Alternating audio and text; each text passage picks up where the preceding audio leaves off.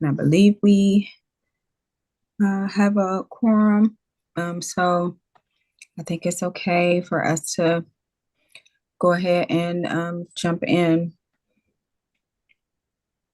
Is that correct? Do we have anyone else trying to join just in case?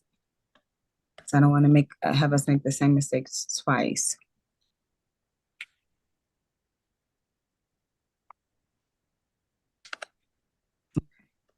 Hearing that nobody else knows of anything that I don't know about, I'm going to go ahead and say good afternoon. It's 5 p.m. On November 6, 2024. And this DC State Board of Education working session is now called to order. This working session is being conducted virtually on Zoom and streamed live on the State Board's YouTube page for members of the public to attend. The roll will now be called to determine the presence of a quorum. Executive Director Butler, please call the roll. Representative Barnes, Present. Representative Lynn, Representative Mayer, Representative Ting, Representative Best, Present. Representative Chang, Present. Representative Goulet, Here. Representative Henderson, Present. Representative O'Leary, Representative O'Leary, You're muted. Here. Sorry. Representative Reed, Representative Williams, Present. Representative Patterson, Present. Representative Thompson. Present. Madam President, you have a quorum. Thank you. A quorum has been determined and the State Board will now proceed with the meeting. I did not share a leadership report on Monday for two reasons. One, most of our, all of our meetings were moved and are being rescheduled. And so I'll share, I guess, an off-cycle report later this month as we're working to reschedule with folks. I think everyone understands that it is a unique time that we're in, and I appreciate folks' flexibility attending this working session virtually. We know that we had Election Day yesterday. I made the decision to encourage us to move virtually after we approved our calendar some time ago, not realizing that Election Day was yesterday. I know folks are tired because all of you are people who put a lot of time and effort into making sure our democracy runs. And so I just appreciate you all hanging in there with us tonight. And I hope that this virtual platform both accommodates the transparency and consistency of when we hold our meetings, especially things that we have to be able to present at our public meeting, like the ombudsman's and student advocates report. So thank you to your staff for being here with us tonight, but also just, keeping consistency for the public. So I just want to thank everybody for it in advance and look forward to providing a report later this month as those meetings with OSSI and others are rescheduled. We do have other things that have happened across the agency, though. And so I will be turning to Director Butler for her report. I want to also just note, since we did have a special meeting directly preceding this meeting to make sure we were able to vote on our budget enhancements. I just want to apologize for the technical difficulties. We had two members, Representative Goulet and Vice President Patterson, who did click on a calendar link, which was called special meeting, and were able to access the proceedings, but for some reason we could not hear them on the proceedings. And so I do want to note that they did everything in their power to be present and vote on that resolution. Their votes do not change the outcome of the resolution because as Darren was on the line, he witnessed that they both also voted yes, which keeps the resolution unanimous. But I did want to share that since this was directly preceding the meeting. I want to apologize that they were not in the previous meeting due to no fault of their own. Do members have any questions about the leadership report or comments?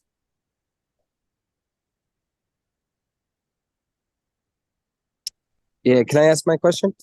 Of course. Thank you. So I did see in the agenda that there are some upcoming meetings with Chairman Mendelson and also with Assistant Superintendent Mitchell.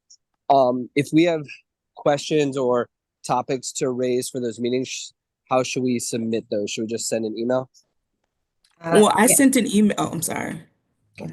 I think we're going to say the same thing. I believe Director Butler has already actually sent an email regarding some of these meetings, but I don't want to be mistaken. And so you are welcome to share feedback via email. So that is open, but we did have some changes in the meeting schedule. Is that helpful? Yes, happy to. Thank you. Thank you. Other questions or comments?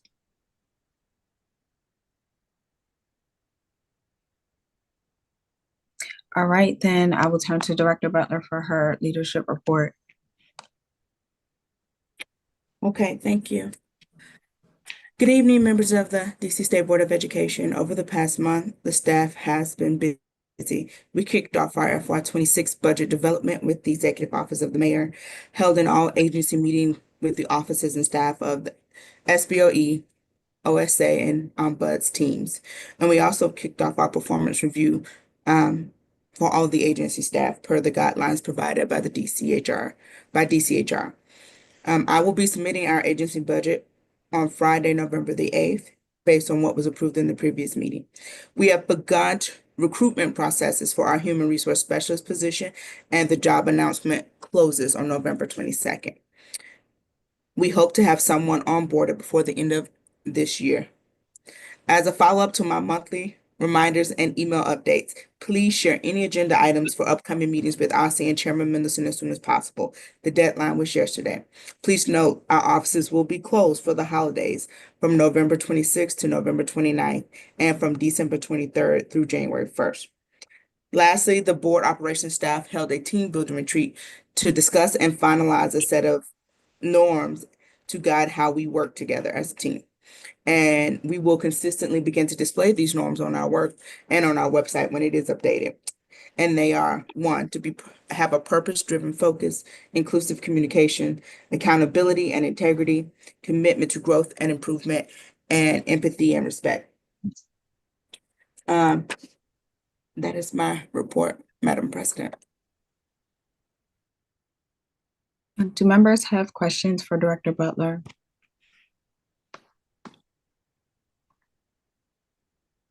All right. I see Representative Williams' hand is up. I didn't know if you had a question, Representative Williams. No, I just needed to take it down. Change the reaction. No worries. I've had a ghost legacy hand up before in a meeting, so we get it. Are there any? I'm just going to ask again if there are any questions. All right. I am then now going to turn over the next 45 minutes to Interim Superintendent Mitchell and OSI to share updates on the district-wide graduate profile and next steps for graduation requirements. Dr. Mitchell, thank you for joining us. Thank you so much, and good evening, everyone. Thank you so much for the opportunity to share with you this really important work that we are engaged in. Next slide, please.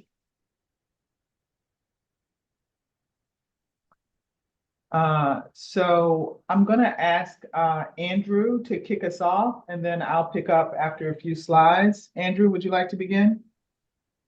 Yes, thank you so much, and good evening, everyone. Always good to be with you, no matter external events.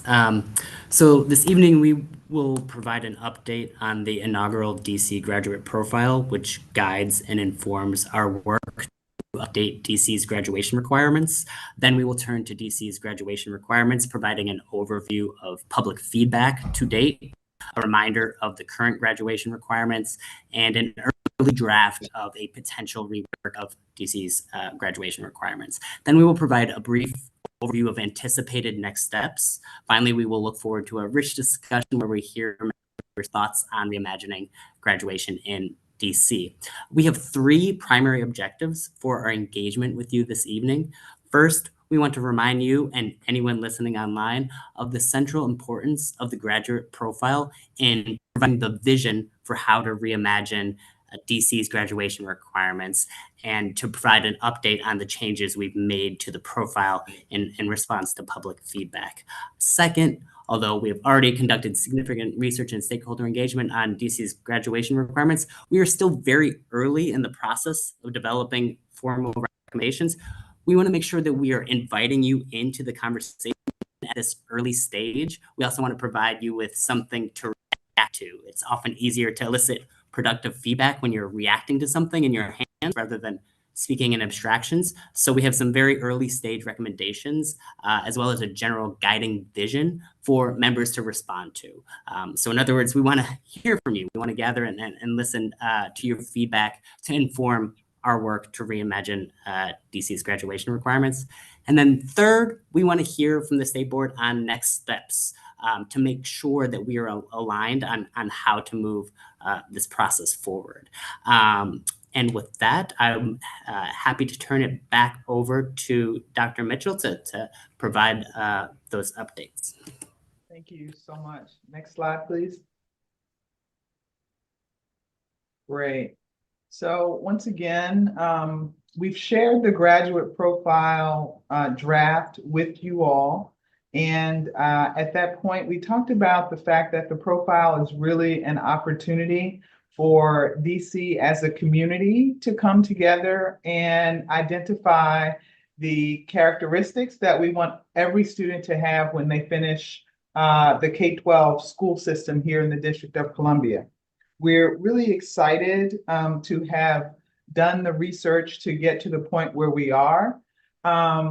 The profile is designed to very clearly define the skills and competencies that everybody wants their child to exhibit once they finish high school. And so if you'll recall, we identified 7 characteristics and competencies, which are behaviors that demonstrate the characteristics that are included.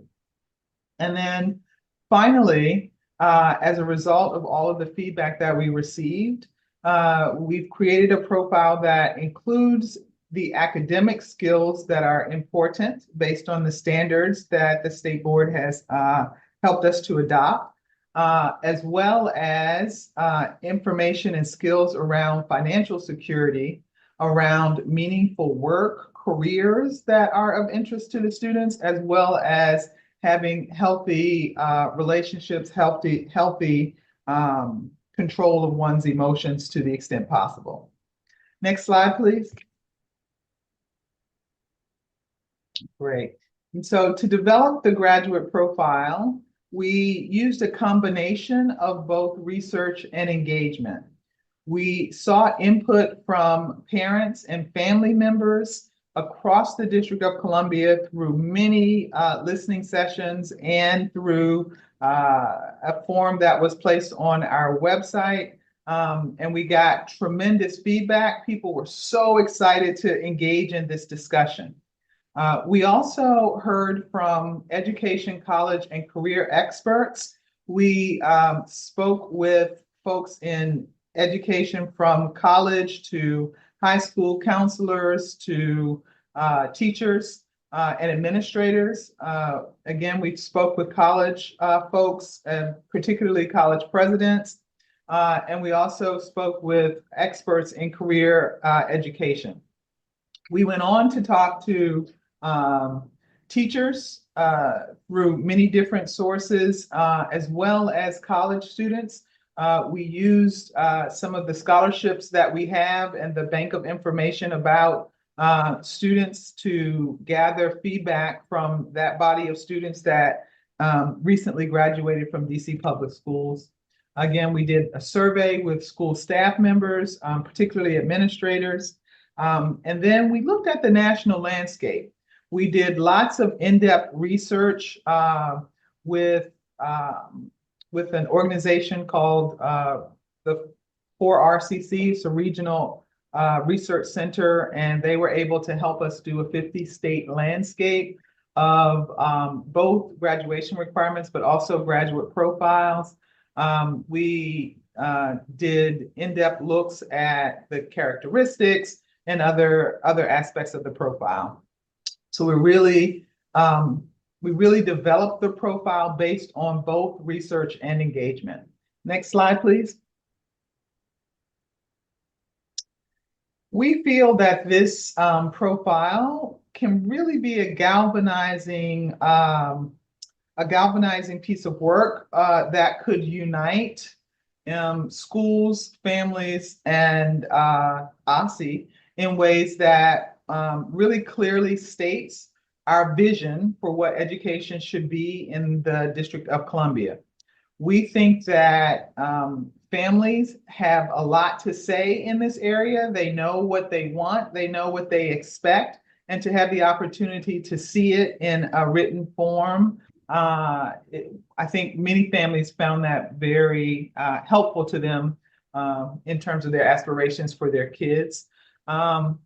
And we hope to use, we OSSE hope to use the graduate profile as a North Star. It can be used to direct us, not only in terms of ways to expand pathways and grow our, expand pathways and better understand the way to go with our graduation requirements, but it can be helpful for just establishing both rigor and academic excellence in our schools writ large. It's an exciting shift that we're making with this graduate profile, moving from being only concerned, well, I shouldn't even say that, moving from having at least graduation requirements that focus a lot on the academic piece to thinking about graduation requirements as a way to put some meat on the bones for all of the characteristics that are in the profile, and thinking about ways that our students can demonstrate that they are developing the skills in the profile. Next slide, please. So the last time we spoke, the profile was in draft form, and we were soliciting feedback on the profile. We found that many of the individuals that gave us feedback really liked the 7 characteristics that we identified and had comments and suggestions for changes that were mostly around the competencies that we have identified for each of the 7 characteristics. And for those of you who may not be familiar with the profile and the work that we've done, I'll just quickly run through the 7 characteristics that we've identified. So the first characteristic is foundational knowledge and skills. And here is where we talk about the academic standards that we have in the District of Columbia and how important it is for our students to master those standards. Those standards include, the math and science standards, as well as our social studies standards, our social emotional learning standards, our financial literacy standards. All of those areas are important and included in our foundational knowledge and skills. In addition to that, another characteristic is information, media, and technology literacy.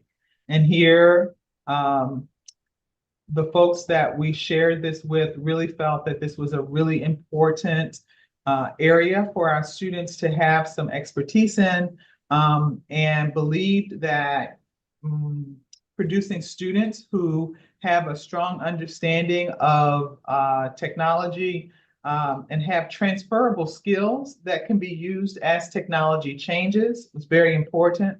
Understanding how to discern fact from opinion, understanding that everything that they read is not necessarily a fact and how to distinguish between what they read and the sort of understanding about where it comes from, what the source is, how to identify sources that are reliable and trustworthy.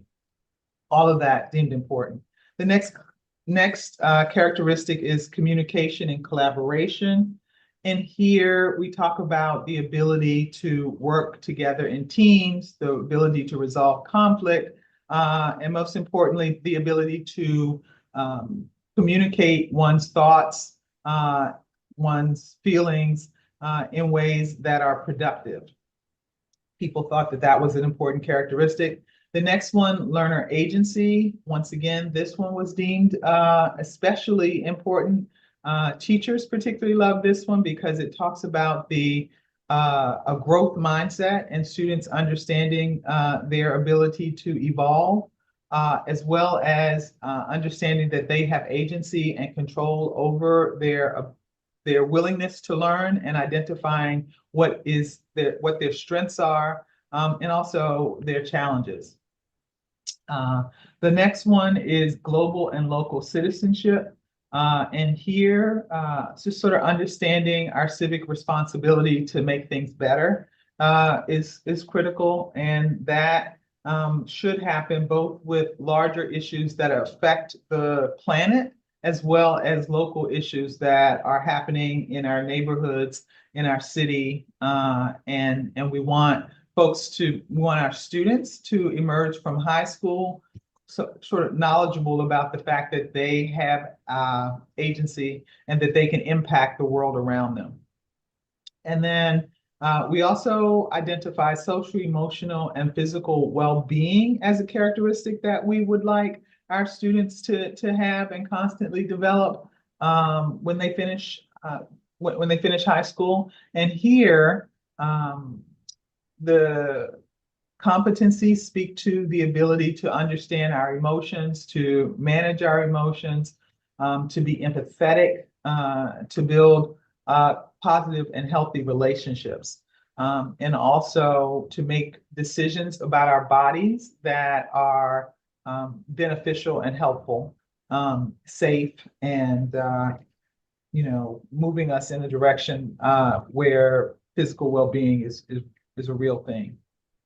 And then finally, the profile would suggest that students, by the time they finish high school, are able to put these characteristics together and emerge as critical thinkers and problem solvers. That is ultimately the goal, I think.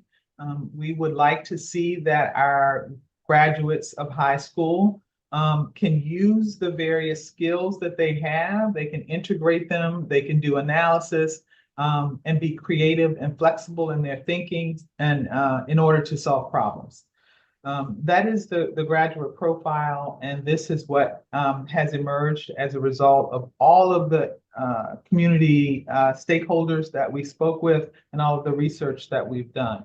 Next slide, please.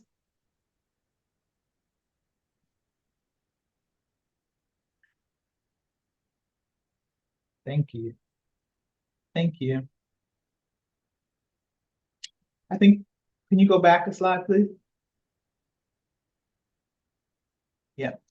So we had a meeting with our steering committee, and the graduate profile, I think, has been wrapped up. And so we're now moving in this initiative to think much more concretely about our graduation requirements. And as Andrew indicated earlier, this is an initial discussion. This is where we have landed as a result of all of the public feedback that we've received, as well as research that we've done, looking across the states and looking at work that's been done in certain areas.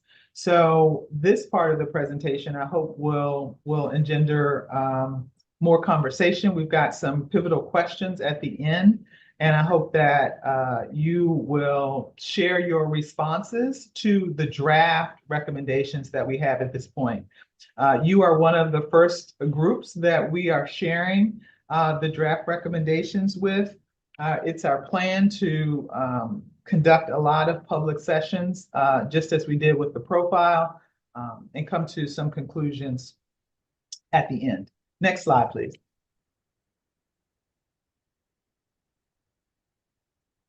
Great.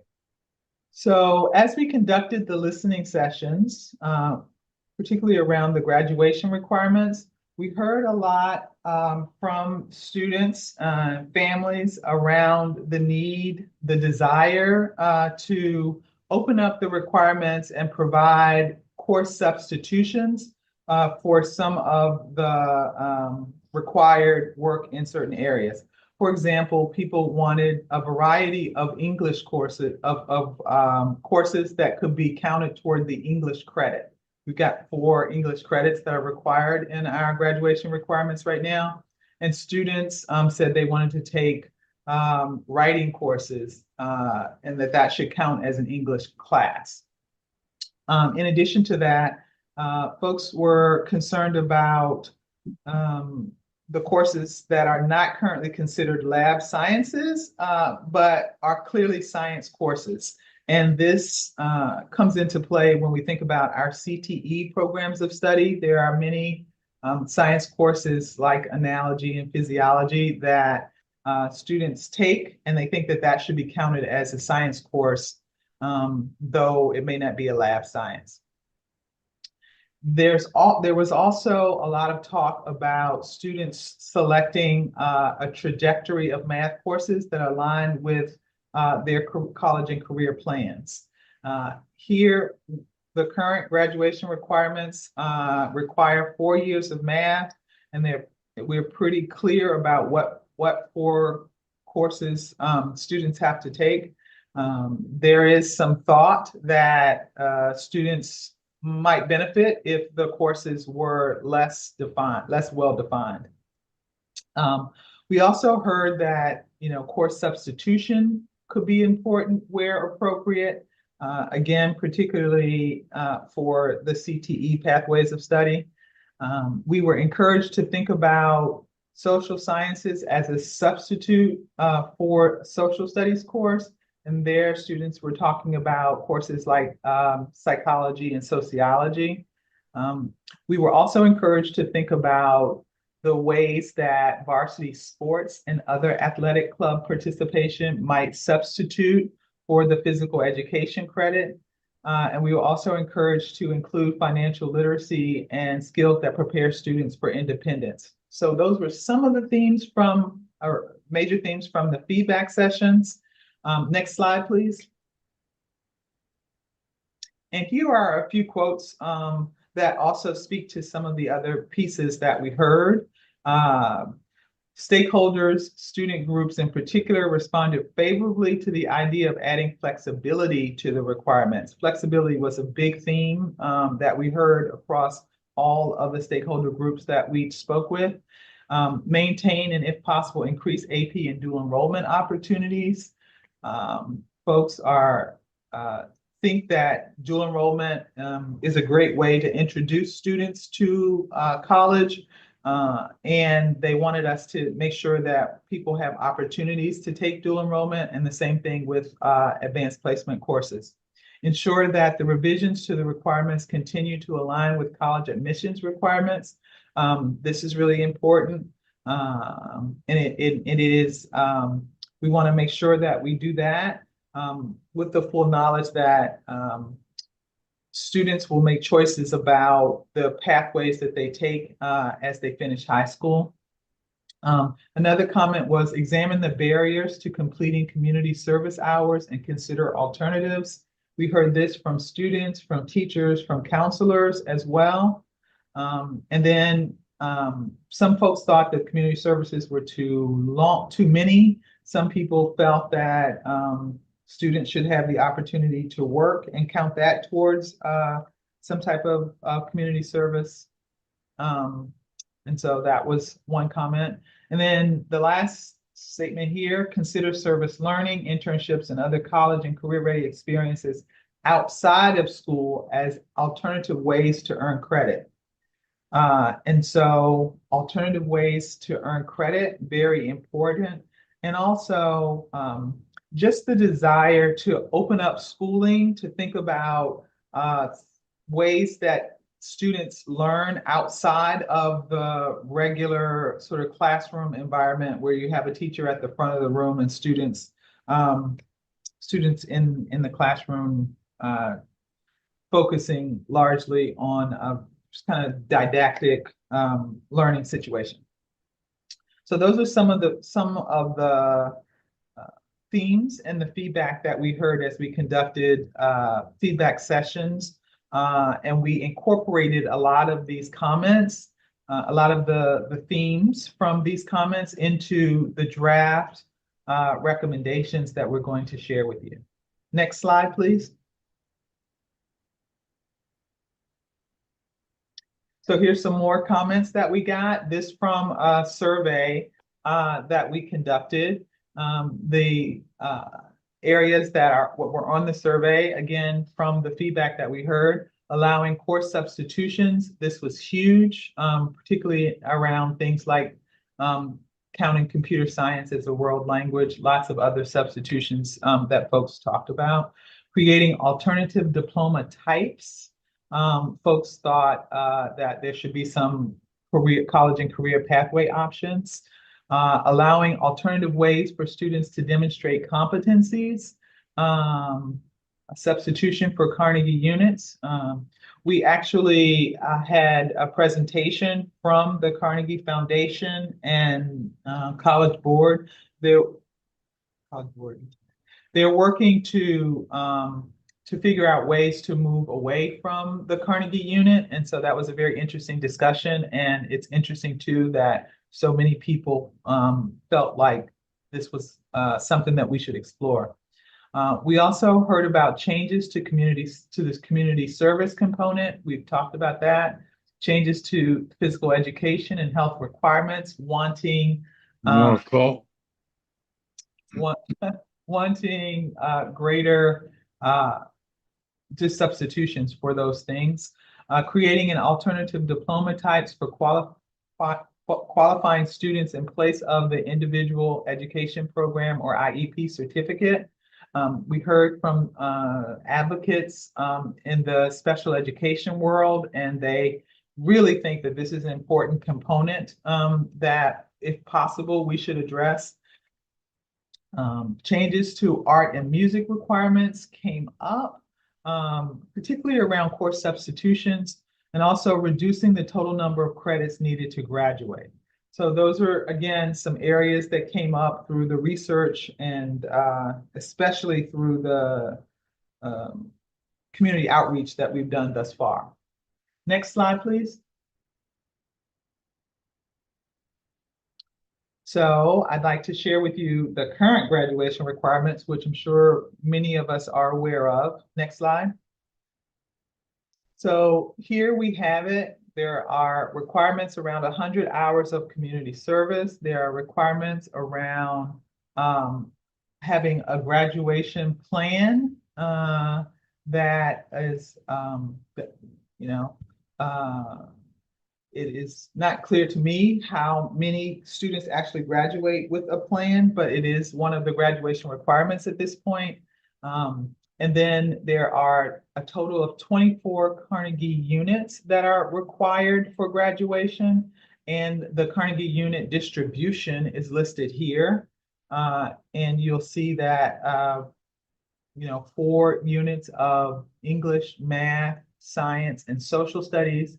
And for the math, science, and social studies, there are very clear requirements for what those classes look like, or in some cases should be. And then the other requirements are listed there as well. So this is where we are right now. And the next slide, please, Andrew. The next slide combines a lot of the information that I've shared into one document, and I'll just walk through that document and then we have some questions for you. Next slide.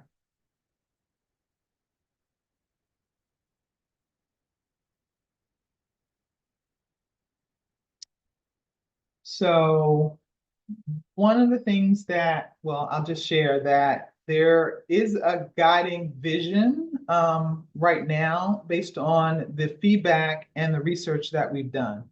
And, you know, our recommendations have a couple of pillars. One is this notion that we want one diploma with multiple pathways. That is, we know that our students have different plans after high school. And so we should meet them where they are and give them the opportunity to explore a pathway that is of most interest to them. Having said that, though, we want to have one diploma because we don't want to distinguish and say that one diploma is better or higher or different from another. The goal is to prepare our students for post-secondary success, and a diploma from the District of Columbia should say that. So that's one area that you'll see that we have embraced in our recommendations. Also, we want to embrace what's already in our graduation requirements regarding post-secondary planning. And so we'll have some recommendations around that. And then we heard over and over again that school has got to change, that project-based learning, experiential learning, very important components, and it would be great if somehow the graduation requirements could spur that. And we also know that in order to address the graduate profile, you know, to show the development of those characteristics, experiential learning, project-based learning, service learning, those types of activities become important.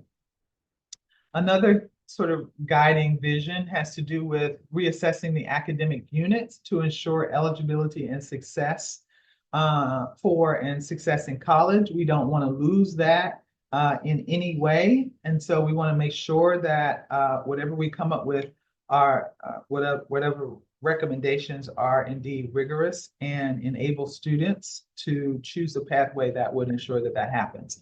And then finally, we want to really think hard about course flexibility and course substitutions.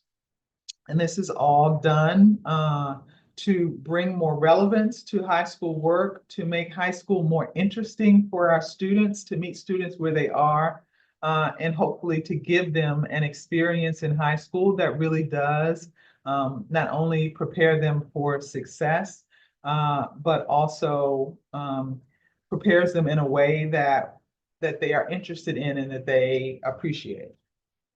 Next slide. So here we are.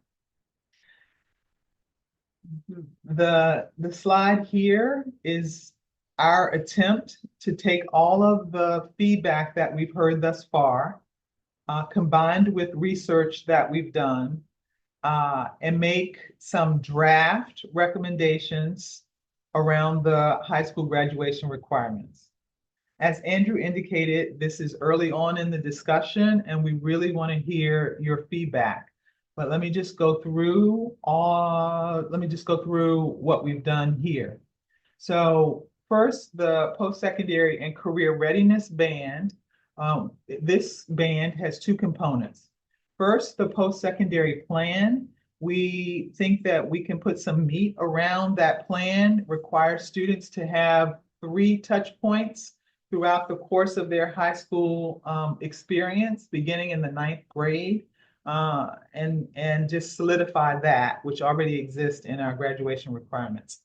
And then when we talked about the profile, the first instinct that many people experienced was, this is great, but how are you going to assess that? How are you going to figure out if students are actually developing and have these characteristics by the time they finish? And one way to do that might be through a capstone experience, which is assessed using a rubric of some sort based on the graduate profile. And so for this band of high school requirements, one is the post-secondary plan, another is the capstone project, which will be evaluated based on a rubric from the profile. The next area is pathways. And here we thought that students could receive recognition on their diploma for a couple of different pathways, maybe 3 different pathways. One being a CTE pathway. Many of you may know that CTE pathway is a series of courses that culminate in an internship or pre-apprenticeship or a certificate of some kind. Usually it's 4 courses starting in the 9th grade. So if a student wanted to pursue this particular pathway, and we have 39 different CTE pathways in the District of Columbia, that will be one way that a student could earn recognition on his or her diploma. Another way might be through dual enrollment, AP dual enrollment or IB. And here, if a student were to gain a total of 3 AP or dual enrollment courses, that could lead to a recognition on the diploma, or if a student pursues IB and takes the courses that are required for IB. And of course, there's levels of completion that would be necessary in order for a student to gain recognition on the diploma. And then finally, there is an individualized pathway. And here, this could be something that a student creates in conjunction with a counselor or a teacher advisor. Maybe a student is very interested in the environment, or maybe the student is interested in a performing art of some kind. And a student could individualize a pathway, think about courses that they may want to take, and through that individualized pathway, also earn recognition on their diploma. So those are 2. We want to embrace the idea of course flexibility, because as I indicated, some CTE pathways have science, math courses that could be substituted for some of the other courses. If we could go to the next slide, that would be great. And the next slide is the 3rd band in our recommendations for discussion. And this 3rd band is the requirements that will be necessary in terms of courses. And so the existing requirements are listed on one side, and then the recommended revisions that are on the other side. And so in order to open up space and give students the flexibility needed to do the type of work that we talked about earlier, to do the internships and apprenticeships, to do the project-based learning and the service learning projects. One, we would require 3 units of math instead of 4, and 3 units of science instead of 4. We would keep the 4 units of English, but reduce the other 2. We would also reduce the social studies.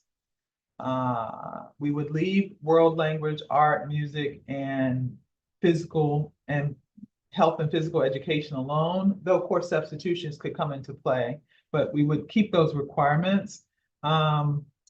We would include a financial literacy course. Our financial literacy standards right now are set for a semester-long course. And so the other semester might be a career prep course where we could introduce students to the full array of careers that are available. We might be able to do some other life skills in that semester-long course. And then the electives would be there for students to take, including additional coursework, the pathways that they're interested in. They could take an internship, they could do a pre-apprenticeship, things of that nature. And then we would switch from community service to community engagement. And in so doing, we could allow students to work with counselors to identify what it is that they would do for 60 hours instead of 100 hours. Again, these are simply recommendations based on what we've heard. And I think there's a note at the bottom that says where applicable, students could substitute and use competency-based equivalencies with some of the recommendations, with some of the courses. And then, of course, we have this notion that we would like to think about the IEP, that students who have an IEP could earn a state diploma. You know, that is a different diploma, but they could earn a state diploma with modifications to their IEP, with modifications to the state diploma requirements. And so these are the recommendations that we were able to glean from the research that we've done thus far, the stakeholder engagement that we've done. And this is the beginning of sharing this recommendation, sharing this draft recommendation, and getting feedback. Next slide, please. Yeah. And so now we've got some questions for you, and we want to hear the questions, comments, things that resonated, things that you didn't particularly endorse. We want to hear it all. So let's just start by asking, what did you like about the draft recommendations? Anything?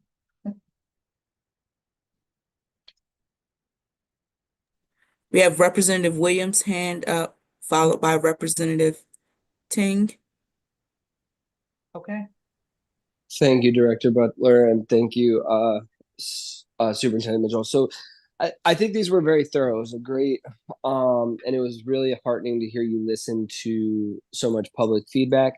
Recently at the NASB conference, we heard similar points with regards to creating more flexibility in multiple pathways. So that's one thing that I really liked about the draft recommendations. I know we're not going to go through a round of feedback for all 7 questions, so I'm just going to throw out a couple other things here. Okay. At our recent panel, we heard from the principal of DCI about an applied studies diploma for students in special populations that he thought kept the rigor for students in special populations, but also provided real transition support to workforce and career opportunities along with higher education. So I'd like to think about how we are supporting students in special populations deliberately. Mm-hmm. And then I think we need I like that there were some concrete proposals with regards to your last slide and what this could look like. And I think we need to go through many iterations to really kind of get it right, because another one of my takeaways from the NASB conference was from certain states like Arkansas and Louisiana, who had also lowered the amount of course requirements. They had seen that if there weren't very clear ways that students were meeting substitutions, that students just weren't coming to school, weren't going to internships, and were like staying at home.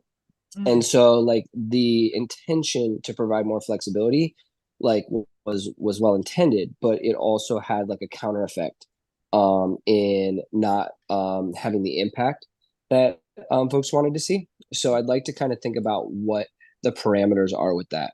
Mm-hmm. Other than that, I think that I would just like to kind of see a little bit more as to what the math pathways look like. Mm-hmm. And I really appreciate you including the financial literacy as a requirement, because I think that'll be helpful to all students as well. Great. Thank you so much for all of those comments. Ryan is next, followed by Representative Barnes, and then Representative Thompson.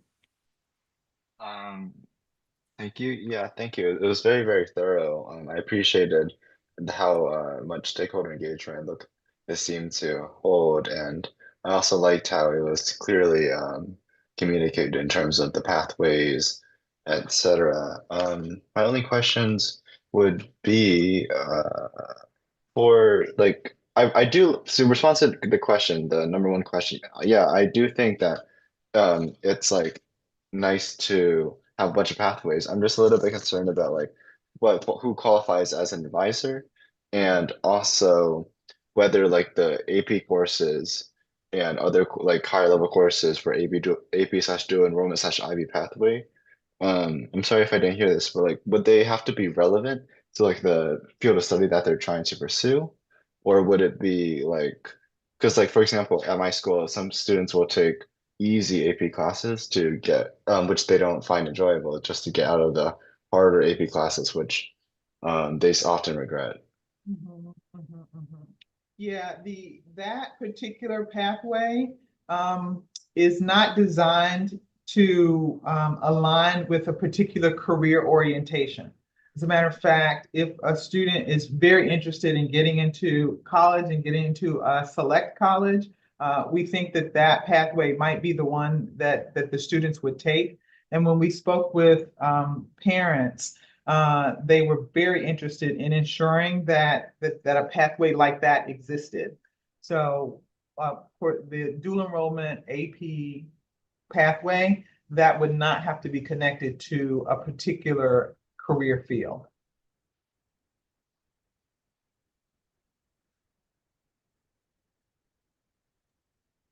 All right, Representative Barnes? May I ask, Representative Barnes, would you suggest that it be connected or no, based on your experience? Do you I mean think that asking was me? Representative Ting. Oh, I'm sorry. Oh, yeah. I also apologize. I wasn't aware that I was allowed to speak afterwards. Um, I would on with many colleges being liberal arts colleges, of course, like, I've taken 14 APs, I've gone all over the place. So I think that's fine. In terms of the AP coursework, I mean, yeah, like I guess, yeah, whatever. Some students might try to cheat the system, but it's fine, I think. Yeah, and then the support from an advisor. So I'm assuming that would just be like a college counselor. And like, would DC provide those? Would DC invest in new advisors, etc.? Yeah, that's a great question and one that we have to work through for sure. Awesome. Representative, go ahead. Yeah, so overall, I definitely do believe that this was an amazing presentation. I love the detail. I love the in-depthness. But I have a couple of, things. But first of all, I want to talk towards the um where it go? Oh, the global and local citizenship. The emphasis on this through cultural competency. I do believe it's necessary for right now, especially in a city as diverse as ours. It's definitely crucial for students to have these type of skills to navigate and appreciate different cultures. But I also personally think that there's a strong need to implement something civic and political within this as well, as far as, political engagement education. After all, we saw yesterday how many youth struggled with understanding the in accessing political information. Also, developing true global citizens means that we are empowering young people with not only cultural awareness, but also a sense of civic responsibility. So I definitely do believe that that should also tie into that as well. And then going to where'd you just go? The diploma to multiple pathways, this concept, I do believe that it's a powerful step towards making sure that all students are recognized and prepared for life after high school, especially since this is including replacing the IEP certificates with the diploma. Um, and this would definitely acknowledge their efforts, it would acknowledge their abilities. And it also set them up with the diploma that can open up many more doors than just a regular certificate would. And so one of my questions for this would be what support, um, such as, possibly, tailored guidance or different resources will be implemented to ensure that students are uh, on track to reaching this. But then not only that, but also I want to think past high school as well, to ensure that how are we ensuring that these diplomas maintain credibility and are valued equally by these colleges and employers. Mhm. Thank you so much for those questions, Representative. I would say that um, in terms of the supports for the mm, diploma for students who have IEPs, as well as this whole body of work, implementation is a huge question. This is not something that's going to happen overnight by far. I think it's a couple of years actually in the making, and we'll probably be continuing to iterate on it. One of the ideas that we have is establishing some working groups of teachers, educators, community members to help us think about implementation. Certainly, we wouldn't just change the graduation requirements without thinking about that. And so you put your finger on a really critical component of the work. We've been focusing right now on just trying to figure out what it is that we want to do with full knowledge that implementation is a whole important body of work that has to follow once we land on what it is we want to do.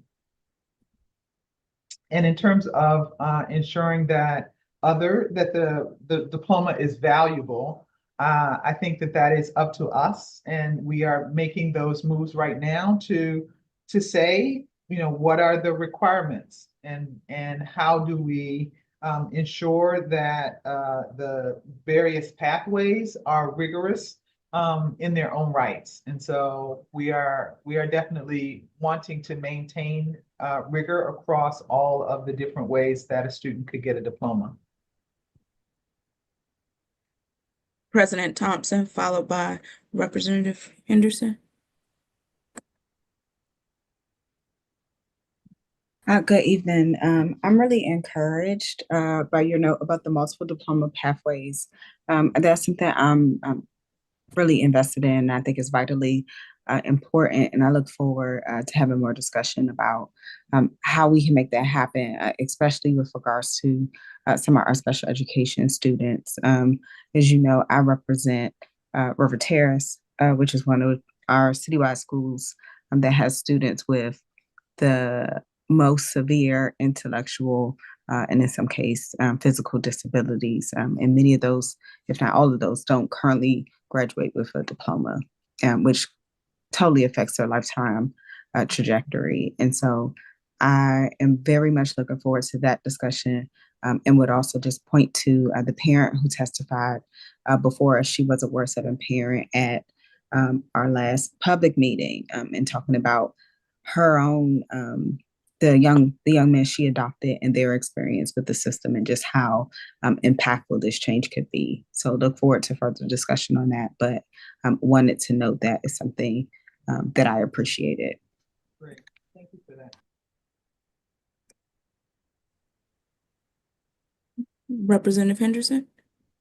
Excuse me. Thank you. I like the flexibility and the multiple pathways. I like the idea of the graduate and post-secondary plan being more meaningful and useful. I'd want to make sure that transfers with students as students, move from potentially from school to school. I'm misunderstanding a little bit on the slide that has the recommended revisions. I think part of it might be a typo. So currently there's four credits required for social studies, I believe. And you're looking to take that down to 3. But so I see that we're taking credit from math, from science, and social studies, and we're adding a credit combined financial literacy and career preparation. So like, what do those other credits go to? Do those go into electives? Because electives currently are showing, is that 3 to 5 or 3.5? I'm confused. So Yeah, I I'm sorry, go ahead. I like the flexibility. I'm a little I know that there are decisions that have to be made. If we're going to add something, we have to take something away. I'm I'm a little like, I'd like to hear the rationale behind um the decisions for taking things away, especially. I think the one that's standing out to me the most at the moment is Algebra 2, Mhm. which just I don't know if that's me bringing my own history and kind of expectations around math, but it's kind of hard for me to imagine high school graduate not having taken Algebra 2. And so I'd be curious to hear more about that. I'm also I see the note about competency-based equivalencies, and I'm interested in that. I would like to know more about how that would work and what areas those might be applicable as we continue this discussion. Sure, sure, sure. Thank you so much for all of those comments. The rationale for all of this is both the feedback that we got as well as the research. And the research is showing that nationally, states are in very different places around Algebra 2. Some states require Algebra 2. A lot of states require Algebra 2 or an equivalent, particularly with the equivalent being some type of integrated math course. And some states don't require it at all. And so we've done the research, and we can share with you the details about which states are requiring and which states don't. But the upshot is that many states are opening up their requirements and saying either that Algebra 2 is not we're not taking it away by far, but saying that it's not the only math class that students could take. And they're saying that students can take an equivalent, things like statistics, computer science, things like that come into play. And we want to give students the opportunity to take those courses as well for those who are interested. And so that is a part of the rationale around why we took one of the maths away, one of the required, particularly Algebra 2. In terms of the social studies, again, we heard over and over again, people want flexibility. They want to be able to take psychology and sociology and economics in place of some of the social studies requirements.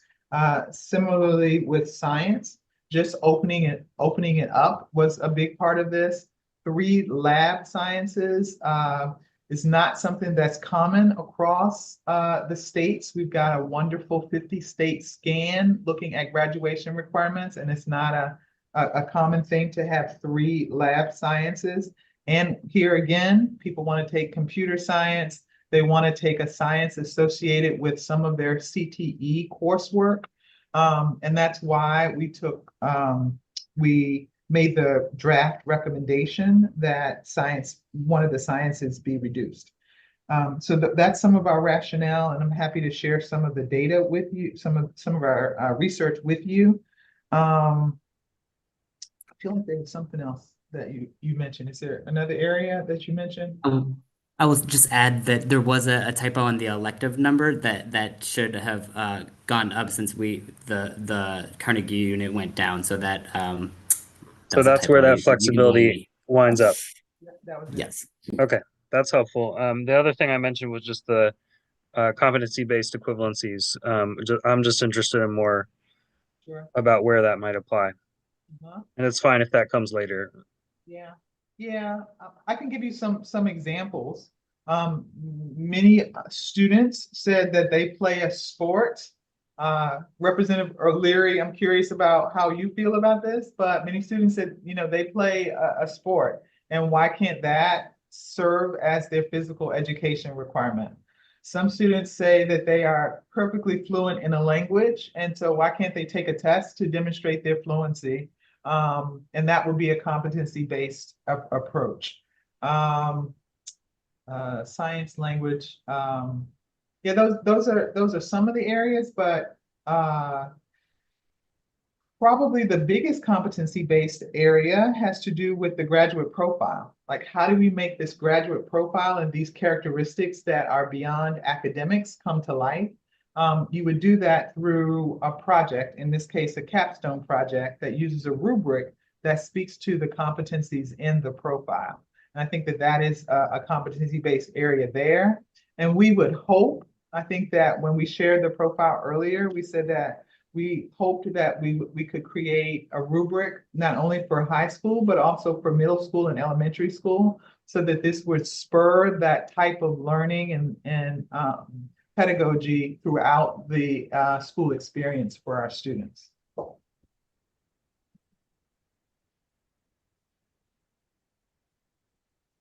Okay, Representative O'Leary, followed by Representative Goulet.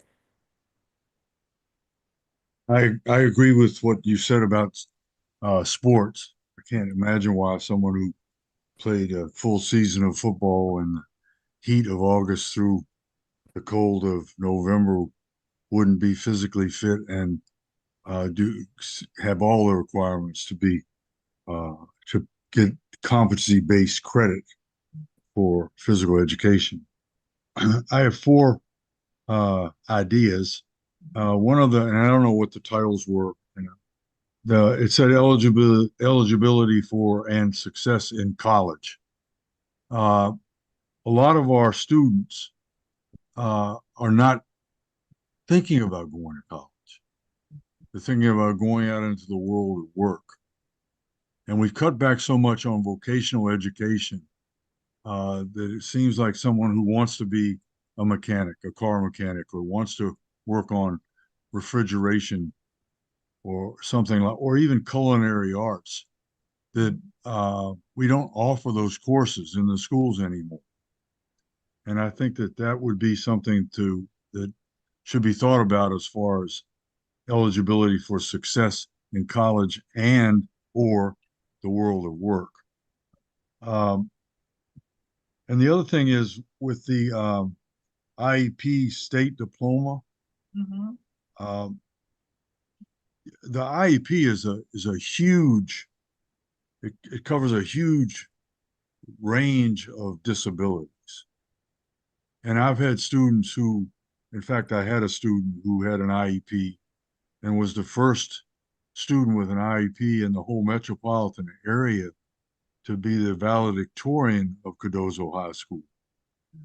I think that we need to probably winnow the concept as far as that is concerned, because just because a student has an IEP doesn't have anything to do with the intellectual ability of that student necessarily. Now, if we're talking about severe, that's one thing. Yeah. But we know there are several of our high schools, Cardozo was one of them, that probably at least a third of the students had some kind of a 504 or an IEP. Yeah. Thank you. Thank you for those comments. We definitely need to tighten our language around the concept of those students who earn a certificate. And those are the students that we're talking about here. The students that earn a certificate and not a diploma right now, because of their special needs status, those are the students that we want to work with to help them earn the diploma. Thank you so much for your comments around career and technical education. We are working really hard to increase access and have indeed increased access to career and technical education in our city. And we're growing that system. So I absolutely agree with you.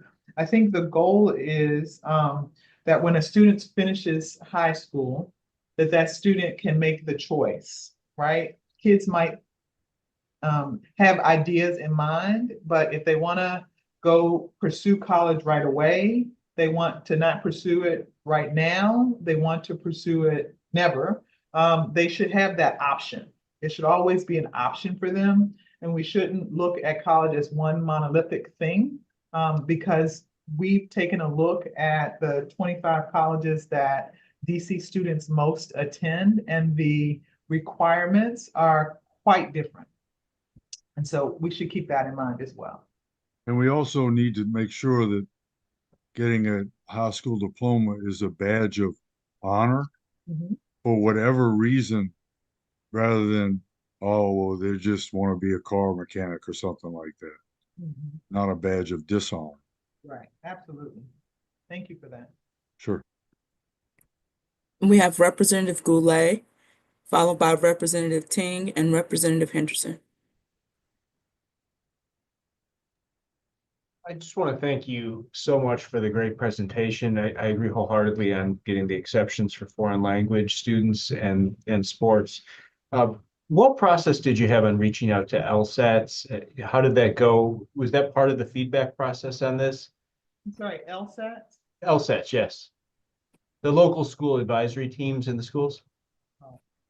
LEAs?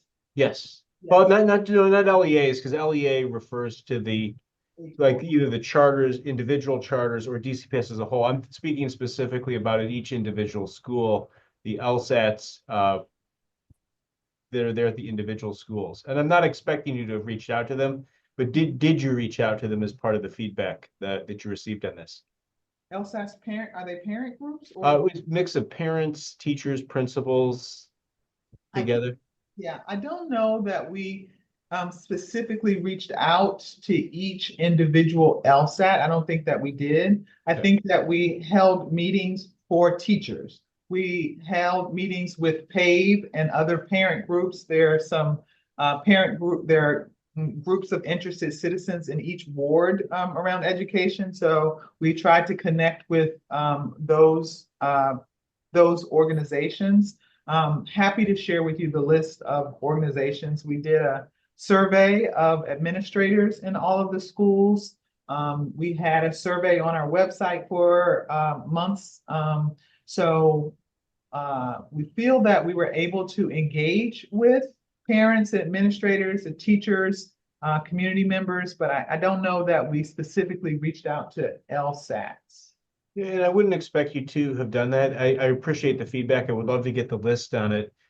What I'd like to do, because you did have the question about what to do next for feedback, is now that we have the recommendations and they're very thorough, would be to then kind of bump them back to our LSATs, particularly those at the junior high and high school level, where parents may be thinking about these issues, but also, be inclusive, get the elementary level in there too, and then get feedback specifically from them that we could then relay for the final draft. But what would you envision the timeline of that looking like, to the degree that you would you would see that feedback fitting into this process? I think right now our plan is to use spring 25 Okay.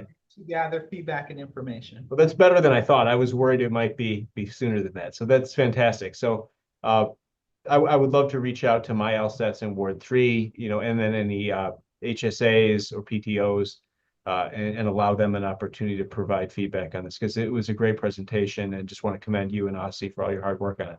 Great, thank you. Representative Ting, followed by Representative Henderson. So a few questions popped into my mind. I was just looking. So for one, why biology rather than three lab sciences? Like for flexibility. I know people who really hate bio and love physics or chemistry. Second, could you elaborate on what qualifies as community engagement hours and who would decide that? Because like my school doesn't have graduation requirements with community service hours, and I wouldn't be like I just don't know like what qualifies as community engagement. Does being a part of a club count? Does does volunteering count, versus etc. And third, for health and physical education, I like how sports can be substituted, like a few Carnegie units here and there because of like your sports to graduate. However, my school doesn't offer a health class, and like people don't know about like what menstruating is. Like it's really sad, and that's partly because our school is able to substitute PE for health, and I personally disagree with that. But would that be possible? So just to reiterate, one, why biology? Two, what qualifies as community engagement? And three, would there still be substitution of sports for health classes? So we maintain the biology in the recommendation because it's seen by many as a foundational science. And I don't have very much more than that.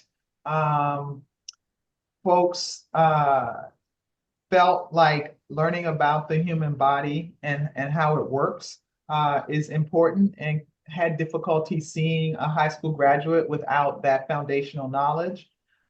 We heard from some schools, though, that biology and chemistry are merging together in some ways now. And so they wanted to talk about that a little bit more.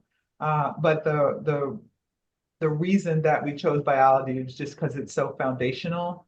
And that was why biology stayed. I'm curious about what you think. Do you think that it's not, or you think other sciences Oh, more important?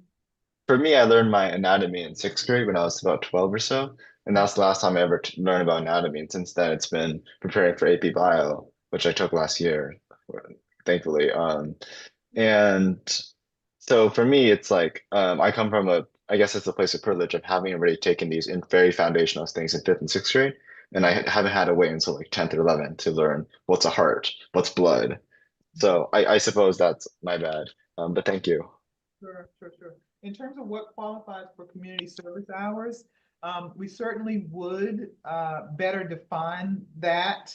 Off, what we could have met, the reason that this change was made largely was because we heard from many stakeholders that some students have to work and don't have time in their schedules to volunteer, right? And so if the goal was to get students engaged in their community in some way, why couldn't an internship, a paid internship, or a job, or a service learning project, something of that nature, why couldn't that count for service? And that was the impetus for that change.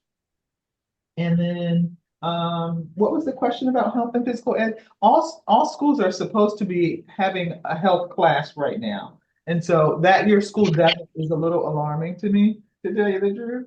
Uh, Just a uh, little bit. so a substitution right now, a substitution for health, um, and especially using physical education as a substitution for health is not something that we have envisioned or that we heard as from stakeholders. Yikes. Okay, well, great. I got them to implement urinal dividers, so I guess I'll make them comply with this too. Thank you very much for the insight. Representative Henderson? Just two more quick things. Every summer I meet with the kids from Boys State, Girls State with the American Legion, and they always ask about having a like a seal or a sticker or some indicator on diplomas that they were participants in that program. I don't know if this is the place for that discussion. I don't know if that opens it up to a lot of other things, but I do. They tell me that other states do that, and they are interested in that here as well.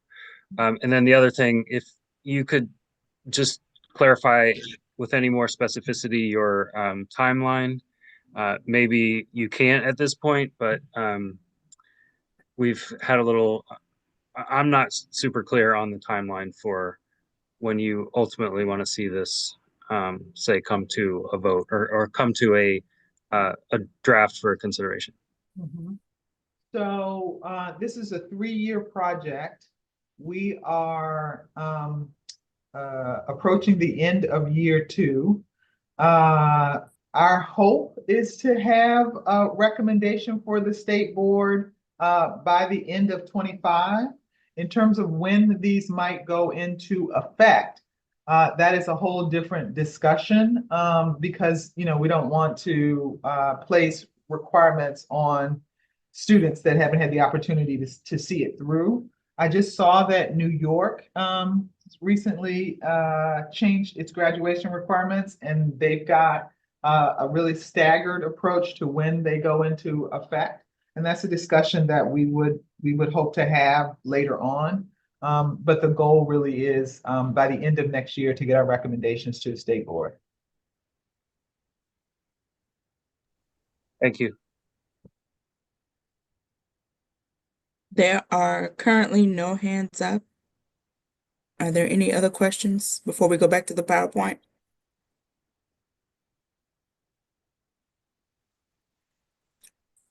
Okay. Well, I will share the screen.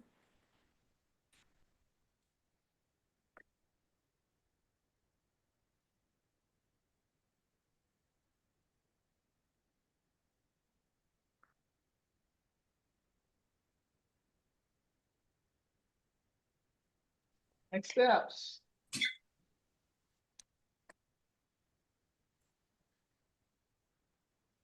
Mhm.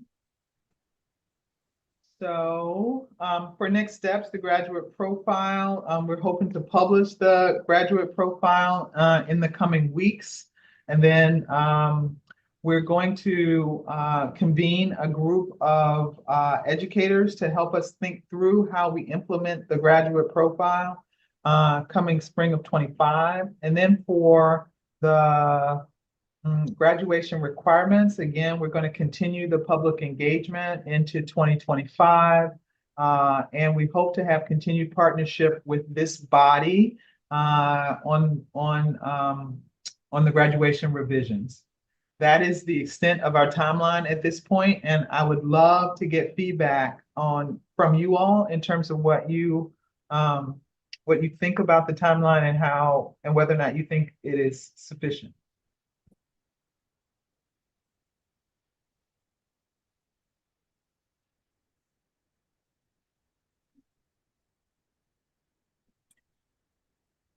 Ryan, your hand is up.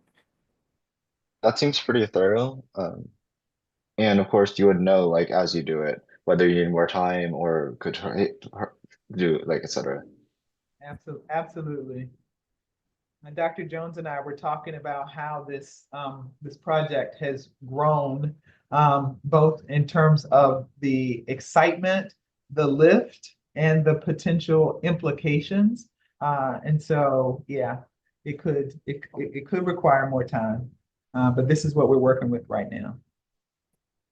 Yes. And apologies if you've already sent us this, but is it possible to get this PowerPoint so that we can distribute it to the school leaders in the community? It's a really great PowerPoint. I think it's very informative. So is this something we can get to post on listservs and transmit? Yes, we have it. It's in Okay, the great. Dropbox in the chat that Jen put Fantastic. in the chat, but Wonderful. we have the PowerPoint already. That's fantastic. We'll make sure we get it out. Thanks so much.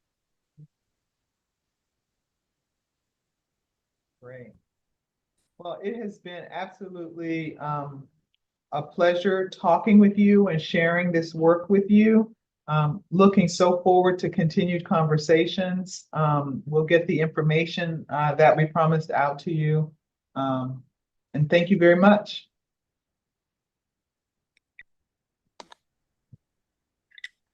Thank you, Dr. Mitchell.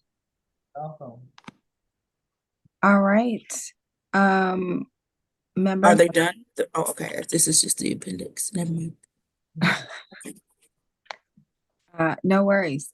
Members, we have a decent amount of presentations today. We have two more. We're back in my house. Of course, there are dog sounds. So I appreciate members' time and attention. We're now going to turn over the meeting to Dan Davis in the Office of the Student Advocate. Every year at this time, the State Board welcomes the Office of the Student Advocate and the Office of the Ombudsman for Public Education to present their annual reports. Dan Davis will be first, and then Kimberly Humphrey, our new Ombudsman, will be second. Dan, over to you. Thank you guys very much, President Thompson. Before I get started, I just want to acknowledge that I have some folks from my team in the room. Ms. Renata Landrau, our student advocate, Ms. Natalie Powell, our student advocate, and Ms. Valeria Papalitoyes, our new student advocate. With that said, our office, the student advocate, supports students, parents, and guardians of families in their advocacy through parent education. You can go to the next slide. Parent education, one-on-one coaching, research supports, and trainings. We do that through a myriad of different ways. Namely, we do that through our request for assistance hotline, producing resources like our parent and family go-to guide, hosting trainings, events, making sure that we're engaged with all of our stakeholders in our community, in our wider school communities. Next slide. We're going to go through some of our data. We're going to talk about what we've done this past year, what we've done year over year, and then go through some of our highlights. And so, next slide. As we look at this past year, school year 23-24, we recorded more than 740 unduplicated RFAs. Those are requests for assistance. Those are folks that have called us, families that have called us, or households that have called us for support with through a myriad of different issues or concerns or thoughts or questions that they have around our public charter schools as well as our traditional neighborhood school system. We year over year since the pandemic, we've continued to see growth. This year is no different. We saw around a 7% growth. Next slide. So we capture our calls in around 13 different categories, and our top 5 for this past year were special education, around 28% of all calls, student safety, around 17% of all calls, access, around 15% of all calls, records requests, around 9% of all calls, and student discipline, behavioral and support, again, around 9% of all, little less than 9% of all calls. Next slide. So as we look at our the families that reached out for support with special education, around a little north of a quarter of those calls were related to special education placement, and that's both location of service and placement. So whether that's in a general ed classroom, a support classroom, whether that's in location of service referring to the full school building, or the campus selection, potentially even into non-public placement. And the IEPs, which is around 20%, that's in reference to the IEP process itself, going through a review, having a meeting, asking for an addendum, wanting to modify a goal. Not enough support provided was really speaking to the quality of services the school is offering for that family, whether or not that quantity was the right amount, whether or not the service delivery was being felt in a way that the family thought the student was progressing. Evaluation is really encompassing specifically 2 periods in time. That period of time where they're going through the pre-evaluation and going through getting the IP, as well as the second period of time where folks are requesting a reevaluation. And that was around 13% of all of our special education calls. The other is encompassing the wider swath of everything that can kind of come up that's related to special education, from OSI to 504s to the whole gamut. But our top 4 were our top 4 for special ed. Next slide. As we dig into student safety, bullying was by far our leading cause. Around 32% of all of our student safety calls had a nexus with bullying. Abuse and neglect represented around 17% of those calls, 17% of our student safety calls. And abuse and neglect, for clarity, is when we had an adult involved in an incident with a minor, with a student. So it's not necessarily, doesn't necessarily refer to always to a teacher or a staff person, but it could be a family member, a community member that was involved in a student safety incident with a minor at campus or on campus. Safety plans was around 12%. Safety planning is our efforts to kind of have families stay at a campus after an incident has occurred, and kind of helping them be creative with what would work for them to kind of have that agency to want to stay at that campus. Transfer request is pretty straightforward. Transfer request in this instance were students that families would no longer feel safe having their child return to that campus or return to that school, and refusing to have that child return to the building. Want to go to the next slide? And our last category that made up our top 3 was enrollment access. Enrollment access, around 30% of all those calls were related to kind of school choice in the lottery process. Families just navigating school selection, wanting to have coaching on what questions to ask, wanting to have clarity on kind of how does the process work? Where we're, where do we make those transition points at terminal grades? Just the process that we're all familiar when it comes to around school choice. The other thing, our second meeting topic in enrollment access was documentation, and that was families having the paperwork needed to enroll or having the paperwork needed to return to the building. Last was a transfer request, and that's referring to students that are seeking mid-year transfers or transfers for reasons other than safety. We also saw a spike in new non-resident enrollment around 8.5%. So those are folks that were new to the district, that were looking to move into the district, but wanting to enroll into school and wanted to begin that process before actually taking residency in the city. As well as newcomer international student enrollment around 6%. Next slide. So as we look at the rest of our work, and there are award in your members in your ward in your packet, you should have individual ward breakdowns of the same data, as well as individual kind of more information around the topics and kind of what we saw as far as the data wise in your individual packets. But as we look at some of the other parts of our work, when you look at how we serve families, next slide, we spent 742 of those 742 of these connections occurred through the hotline, through our online referral form, through our seamless, through our text, where we provide that direct support. Around a little under 5,000 of our engagements came from being out in the community, from having our student and community events, our workshop developments, facilitation, and our focus group discussions. And lastly, this past year, we put out around 10,300 documents, either available through online or via web. Next slide.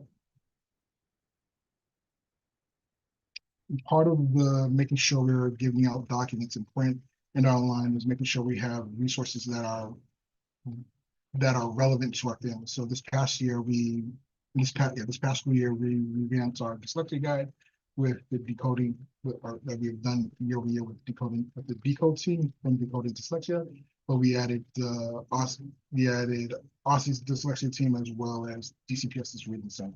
And they were part of our coalition as we built the guidebook to be in line with the new laws around dyslexia, with the new dyslexia laws. Next slide. As well as making sure we are creating tools and resources that are very much reflective of how parents and communities are consuming information. So a lot of the information that we do house on our website, we also try to make sure is available on our social media accounts, and made so in a way that's very thumb technological friendly. So it's mobile device friendly, optimized to be used on social media, optimized to be used on people's phones. Next slide.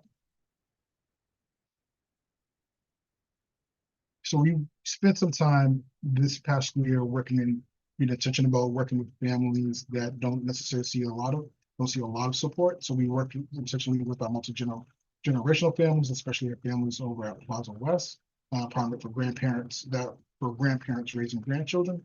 And we've done technology nights there. We've done special educational rights sessions there, as well as hosted events that are in partnership with DCBS Office of Engagement, as well as CFSA's grandparent caregiver program. Next slide. And again, for our special education Know Your Rights workshops, we part of our effort last year was to become very intentional. We hosted our first outreach, our first event for our deaf, blind, and hard of hearing communities, and we did that with the Mayor's Office of Deaf, Blind, and Hard of Hearing. And we did that last year at the Trinidad, Joe Colrack in Trinidad. This year, we just hosted it this past weekend at MLK Library. We added a new partner with the DC Public Library Office of Specialized Accessibility. Next slide. So our last intentional group that we kind of worked with was around our student safety work and focusing on students. And so we've been doing these student safety focus groups for several years now. Over the years, we've expanded and grown the way we've done this, the way we've held these conversations. This year was the first year we've had these conversations where we didn't focus on schools that were just in safe passage priority areas. We focused on all, we try to focus on all the wards and making sure we have representation from student groups from across the district. And this past year, the next slide, we talked with around 750 students, family members, and school-based staff, and we had over 30 sessions.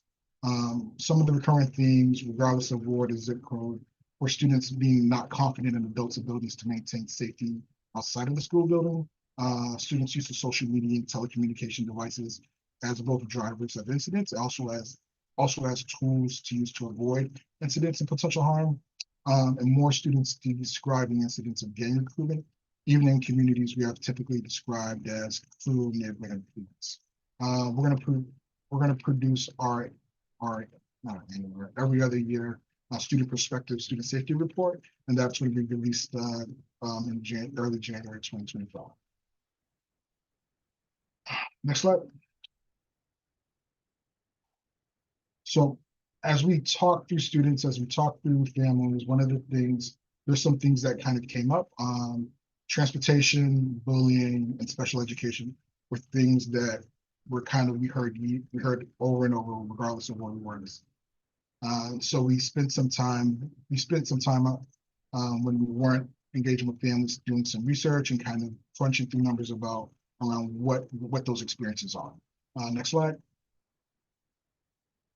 And so as we talk through the transportation, one of the things that came very evident to me, very clear to us, was that there was only really 2 investments so far in transportation for students, and that's on a citywide scale, and that's Kids Ride Free, as well as an Aussie Dock. Outside of that, there is not a lot of citywide investments in making sure students are getting to school safe, are transporting to school safe. Students living in 5, 7, and 8 are traveling farther than students in wards 1 and 3. Students in 1 and 3 have the shortest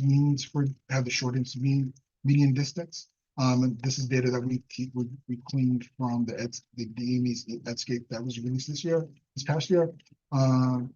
Throughout our safety groups, one of the things students kind of shared as the pain point was students that had to use multiple modes of transportation.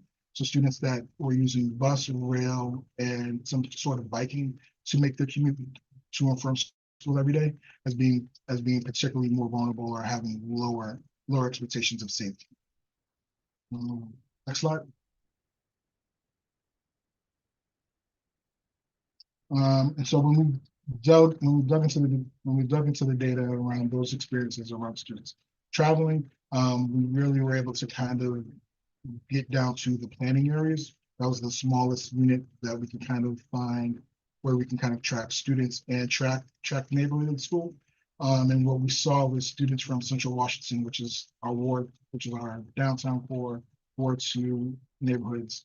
They had the largest number of students leaving the area, even though they were leaving the area, they were going to schools in adjacent planning areas. So near Northeast, upper Northeast, and mid city, where generally where those Central Washington students or families that were from the Central Washington area were leaving from. When we looked at some of our areas where we typically see a lot of travel, lower Anacostia, waterfront near Southwest, as well as our far Northeast and far Southeast communities, we begin to see kind of that spread of having students out across major thoroughfares, major arteries in the city, and having to rely on multiple modes of transportation. Next slide.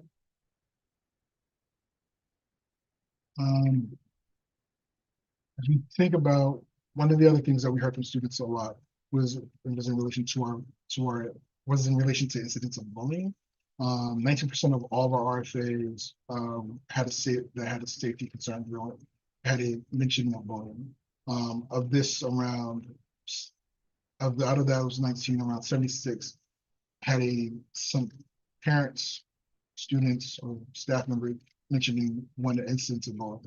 In those instances around parents informed us that around 79% there was a school leader informed. These were 74% of them were active incidents. 58% of them were related to a violent incident. 38% of them had previously requested safety measures. So when we talk to some of our other stakeholders and partners, as well as our parents, as well as our students, as well as some parents, there is one of the things that kind of began to reveal that there is insufficient proactive communication about investigations of bullying incidents, and as an escalation of violence incidents were occurring without proper intervention. Cyberbullying and social media conflicts were continuing to spill into school, but weren't being adequately addressed by current policy. Next slide.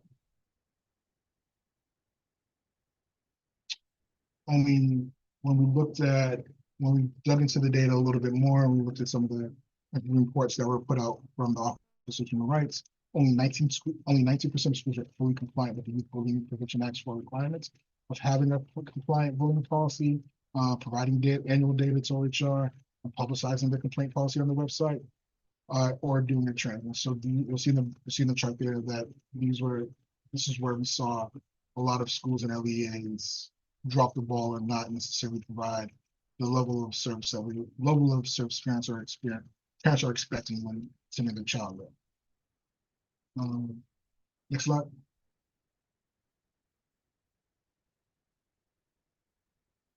One other thing that became overwhelmingly chose as we reviewed our data for the year was students with disability and their ability to have effective school choice.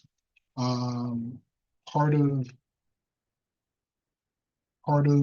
some of our location of service challenges, where we have families being switched out of their school building of choice, or not being able to enroll in their school building of choice, is stemming from a proactive effort and practices and policy from DCPS,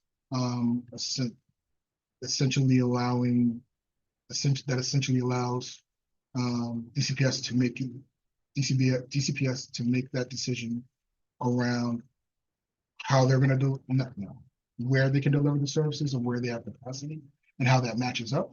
And sometimes the way DCPS grade bands are selected and made out for that delivery of service does not always equate to the terminal grade for that school, for that grade building. So a lot of families are upset when their child that may have been in school building for PK3 for early educational services in the classroom need to switch that school for grades 1 through 3 or grades 4 through 6 or for the middle school feeder pattern. There is a lot of angst around switching schools for these families, because the switches are occurring just for the student that has the disability that needs the service and not the siblings. There's a lot of angst around what is being offered and where the services are located due to larger community safety concerns that are not necessarily a reflection of the school building, but just a reflection of that school, of that neighborhood or that part of the city. And just making sure that families are expressing a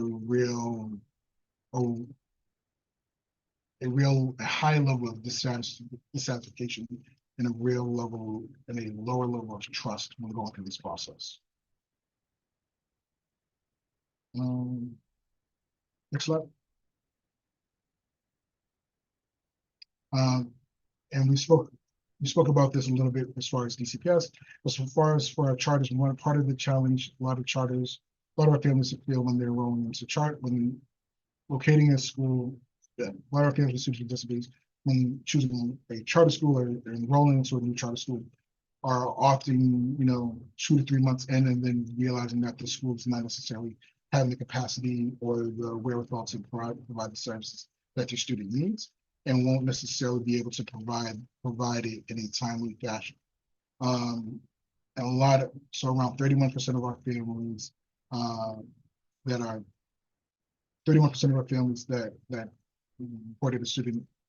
that reported having a student with a disability were attended a charter school, and about 1/3 of those had concerns about their placement, or sought to transfer due to IP implementation concerns.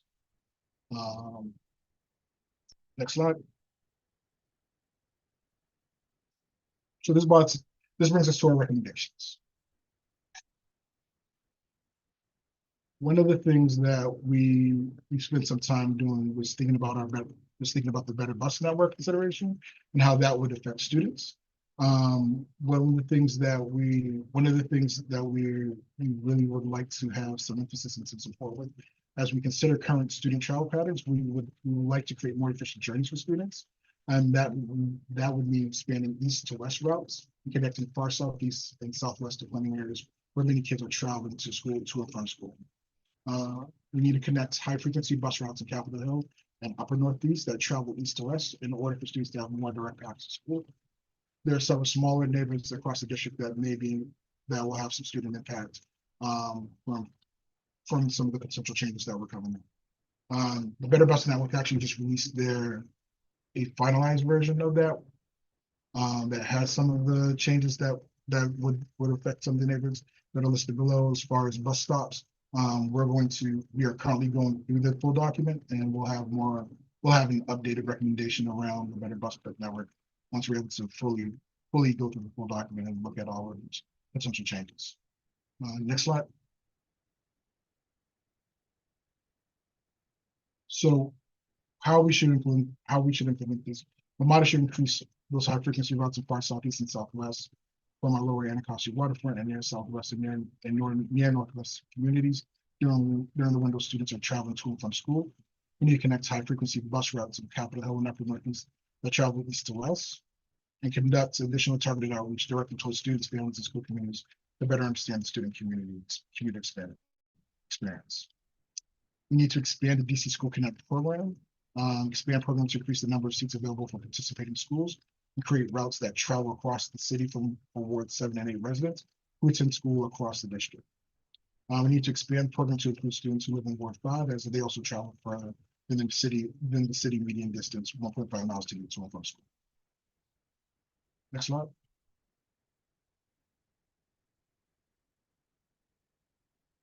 Our bullying and safety recommendations. The first was increasing the frequency of data reporting to the Office of Human Rights. Rather than reporting only once per year, schools should submit data on a more regular basis, ideally biannually. Schools should be incentivized rather than penalized for accurate reporting and tracking and reporting. We need to standardize bullying investigation outcome letters. Doing so would reduce misunderstandings, increase confidence in schools handling of bullying incidents, and build transparency and encourages partnership between schools and families to help create a safer, more supportive environment for students. Next slide. And lastly, we need to reestablish the bullying task force. The bullying task force should be reconvened to propose revisions to the YBPA, focusing on modernizing its revisions to address cyberbullying and other emerging issues. You can incorporate input from the experts in social media, child psychology, and law enforcement. LEA should prioritize the safety and emotional well-being of students and families, even when the incident does not meet the formal definition of bullying. Mandatory for training for educators, school staff, and other stakeholders to ensure consistent application across schools. Next slide. As we think about our special education calls and our families with student disabilities, we really want to recommend an appeals process for families seeking alternative vocational services for special education. The appeals process could include a clear and accessible application procedure, timeline for reviewing decision-making, dedicated committee or official to evaluate the request, criteria for assessing the safety concerns and needs of the students. LEA should consider clearer guidelines for assessing safety concerns, determining appropriate placements, appeals committee development, and training that includes deeper understanding of conflicts between neighborhoods and timely communication with families about deadlines and restrictions. Next slide.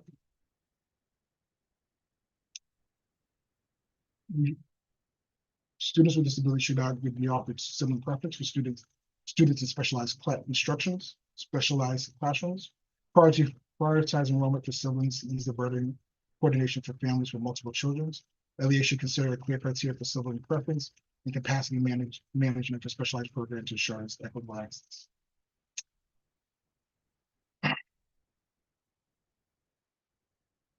again, thank you for, yeah, our last, thank you. Denise. Our last, oh. So our last recommendation, we go back one, was around provide standard reporting for public charter schools on special education programs and offer. Just, this is essentially creating clear transparency around what's available in school building, what's available and what's currently available as far as capacity and what they've done in the past to serve students and families of a similar need. Thank you. Thank you for your support this past year. Open to questions and thoughts. We have Representative Williams first, followed by Henderson, and then Representative Goulet. Thank you. Thank you, Dan. I want to start by just thanking you for like your service and expertise and your whole team. I really value your work. So you also sit on a couple task force, and I have two questions. One around the bullying piece, and then and the recommendation, and then the second one around if you see any connections between the special education recommendations that you made and the report card and how we can kind of improve information to parents and families. So first, with regards to the bullying, I think a little bit of context. The position in the Office of Human Rights, it was my understanding after meeting with Ernest a couple of times, who's now the manager or director of that program, that the position had been vacant for about a year and a half to 2 years during the pandemic. And that's one reason why we're so out of compliance. But also like I had recommended to him last year to have a preventative approach to going in and training teachers around what the reporting looks like for bullying, making sure they're aware of like definitions of bullying, and all of those types of things, looking at social media instances. And he just came to my school this past week and has not made rounds to all schools because he just can't necessarily do that. So my wondering is like, do you see anything that could be more efficient in terms of how we can train teachers and update the need for prevention efforts with regards to bullying, particularly around social media? Yeah, so I think part of the challenge with OHR and the citywide bullying prevention program is its capacity. And it is essentially limited to Ernest, and I believe he was assigned a fellow, or he has a fellow science role.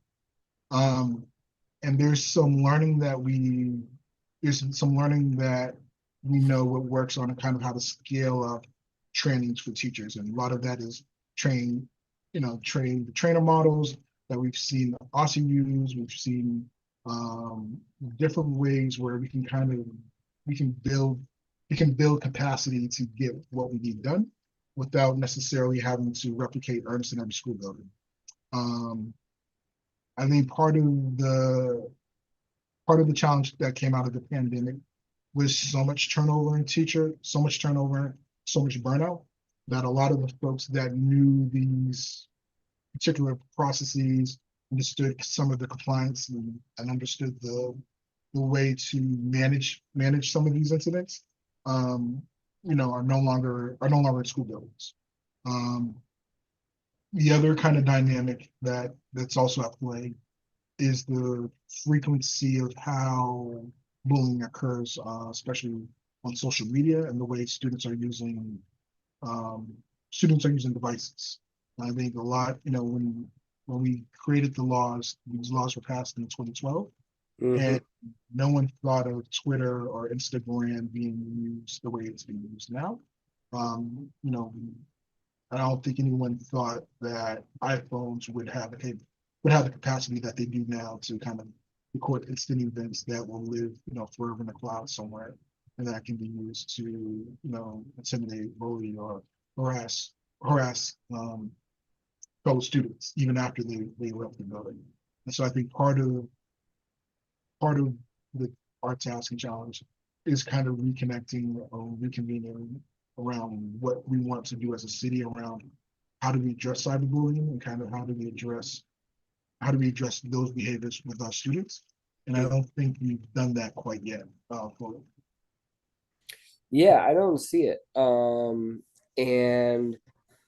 I mean, I want to be mindful of everyone else's time too. And then I have to hop off for a quick presentation at an ANC meeting, and then I'll be back. Um, so then in terms of what you'd said with the institutional expertise to make the trainings that are also in compliance more efficient, do you have any ideas of how that could work?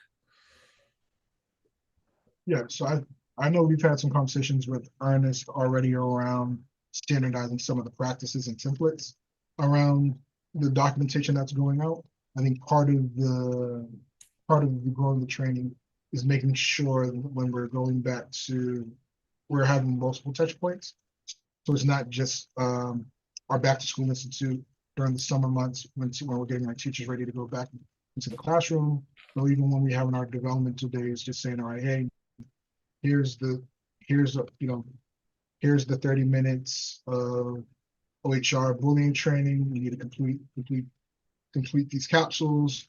And then let's circle back in 2 months at our next in-service development, in-service staff development days. Yeah, that makes sense. I mean, I know no teacher wants more like just training, but I do see it being in these trainings across many years that because it's such a serious thing and teachers care about the welfare of our kids and that they'll do them.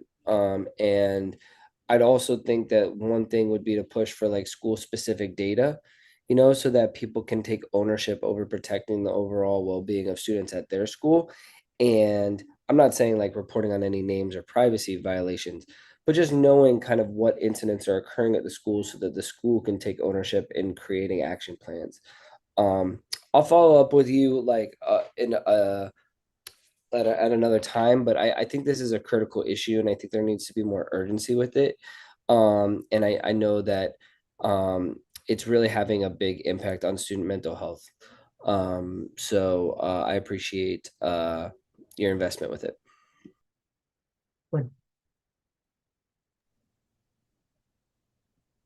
Dan, thanks for your presentation and thank you to the team and all, especially the work you do on engagement, I think is really a great exemplar for that kind of work. So thank you. I want to pick up on the question about reporting about special education from charter schools. Where were you thinking of that happening? Are you thinking of My School DC, of Report Card, of both?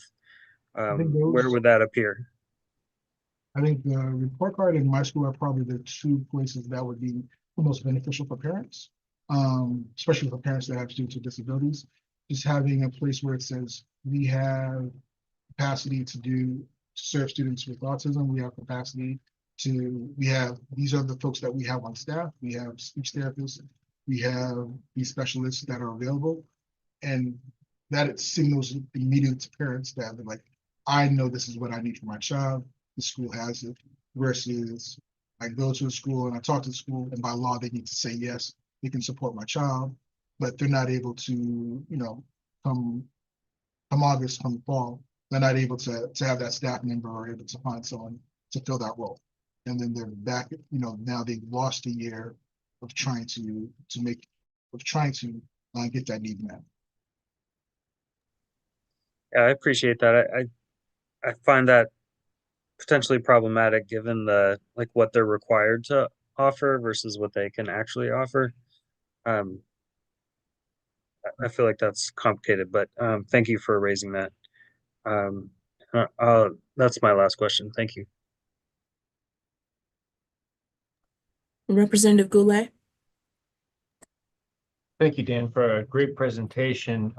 Just following up on the bullying issue, do you see that there's just a lack of training, like a lack of effort, or is it that there's repeat offenses, so that there's something where it's the same youth bullying over and over again? And do we need to consider then expanded consequences if the message is not getting through to the youth that they can't do this?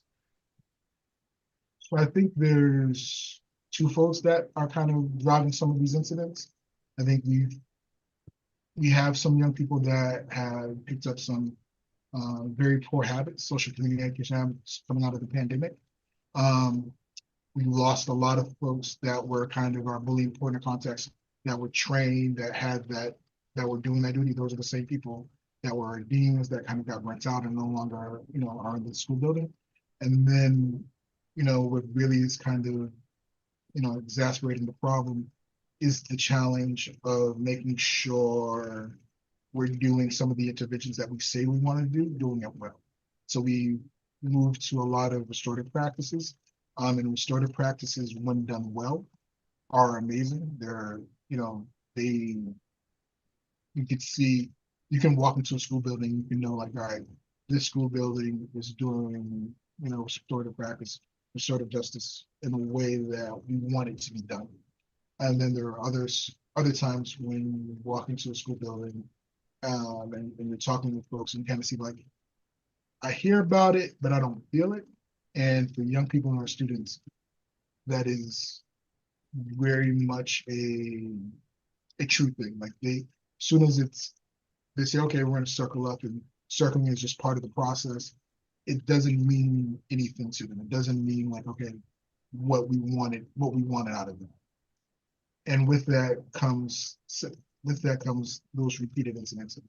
Yes, we've had this conversation, we circled, but as soon as the circle was done and shook hands, as soon as I got outside, the incident occurred again. And then that leads to, a family member or someone outside of the community coming up to the school building to be like, where's the solution that you were promised? And this is now leading to an incident where adults are becoming more aggressive and less trusting of our school staff that are supposed to be there to protect our students.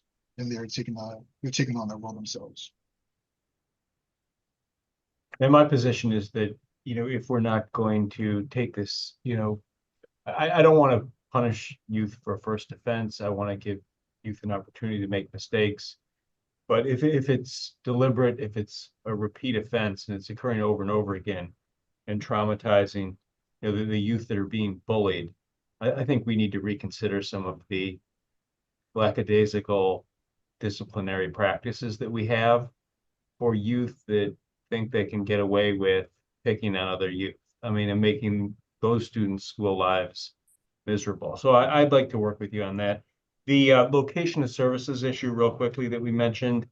Ward 3 has a huge issue of space for services for students with IEPs or special learning needs. When you did the look at this, did you find evidence of students in Ward 3 who had issues of accessing their local school because there simply wasn't physical space to create inclusive education services in those schools?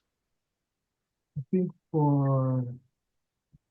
want to say across the district, for students that are in our earlier grades, I think that's true for almost all school buildings. We just don't have enough space for those classrooms. And how is that? Because some schools are still, from a physical space perspective, significantly underutilized from a physical space perspective. I mean, not all, but so, it's a wide issue. So I think it's not necessarily just a space problem, like physical building space, but it's the staff capacity problem. Like we don't have enough specialized instructors, we don't have enough specialized occupational therapists, we don't have enough folks that are ABA trained to do the work that we need to meet the demand that we currently have. Especially for our for students that are entering our early education programs. Our PK3 through our first graders are probably and I know the funds that flow through to the LEA of DCPS as a whole, don't necessarily go to students with disabilities at the individual schools, but we have the different weights in there.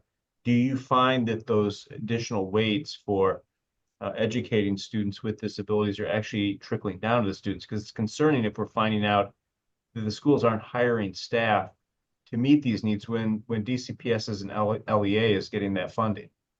So I think the weights are appropriate. I think the issue of how schools are funded, how schools are managed, around space and vacancies and open seats is a larger conversation around like the, our LE, our special ed, our special education funds being used to supplant or supplant other funding to keep buildings open. That's a longer conversation, and I haven't done the research enough to say one way or another that this is a true phenomenon.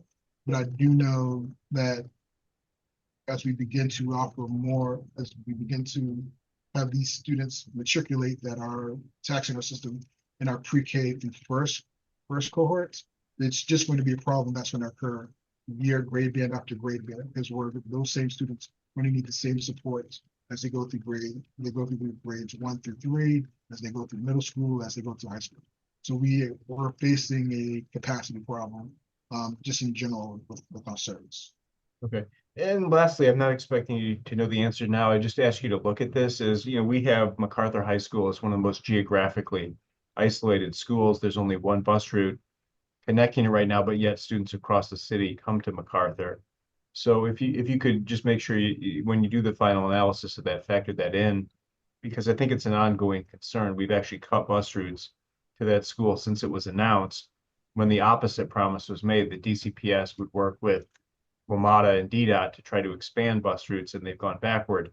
So I don't know if you looked specifically at MacArthur, but if you can, because I know that is a real concern of parents whose students attend that school. So both students at MacArthur and Duke have experienced a decreased amount of service. I think specifically as we eliminate some of it's just the D6 now that they have. Right. Just the D6, but eliminating the connector service that took students to Georgetown, eliminated some of the Georgetown shuttle services that took students into that area, are both things that are kind of augmenting the need for us to think about how do we get support to that side of the city, because it is in a very isolated area.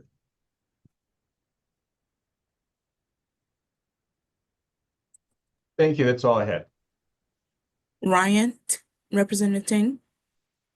Yes. So first of all, I would like to reiterate statements. Thank you so much for everything you do. It sounds like a very stressful job.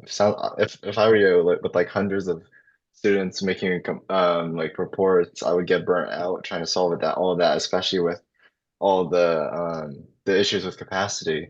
Secondly, I just had a question of so would, like, for example, like if there were more capacity, would that lead to increase in I saw like a statistic like 60% from or something about that from DCPS and 30% of the reports are from public charter schools. And I was wondering if that was like a thing. I was wondering if like the charter schools have their own systems and if those systems of handling reports are connected to DC stuff, just so that DC can have like a file on like if someone needs assistance, and that could be like, useful later.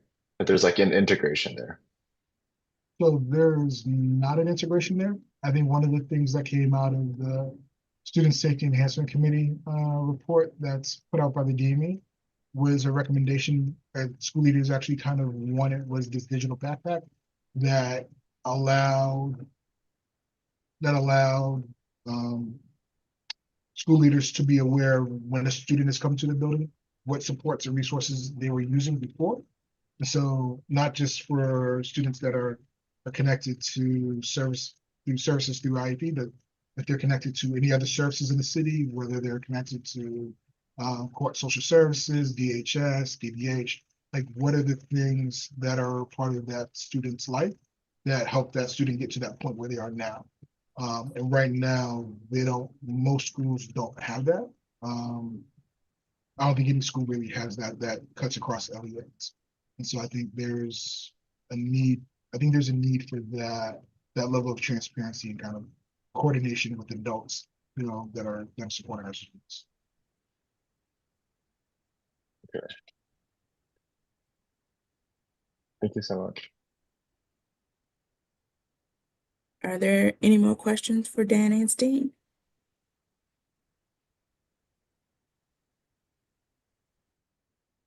Thank you, Dan. Thank you, guys. Kimberly, you ready?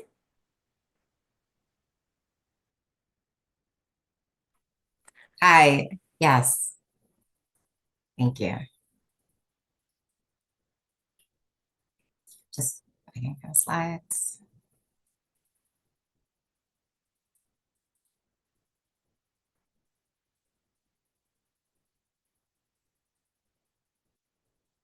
Great. All right. So thank you. It's really a pleasure to be here, and I appreciate everyone's time and attention on such a long, heavy day. But I wanted to start with saying greetings to Madam President and Vice President and all the members of the board. As you know, I'm Kimberly Humphrey. I'm the Ombudsman for DC Public Education. And today I'll be presenting the findings and recommendations from our recent annual report. Next slide, please. So here's just a little breakdown of the information that we'll cover this evening. We're going to do a quick, maybe faster than I'd planned as it's so late, but an office overview. We'll highlight some of the engagement and outreach. Then we'll get into the nitty gritty of the numbers that our office has experienced with cases this year or 23-24 school year. We'll highlight some of the data from the DC Special Education Hub as well. And then we'll close out with policy recommendations and looking ahead. Next slide, please.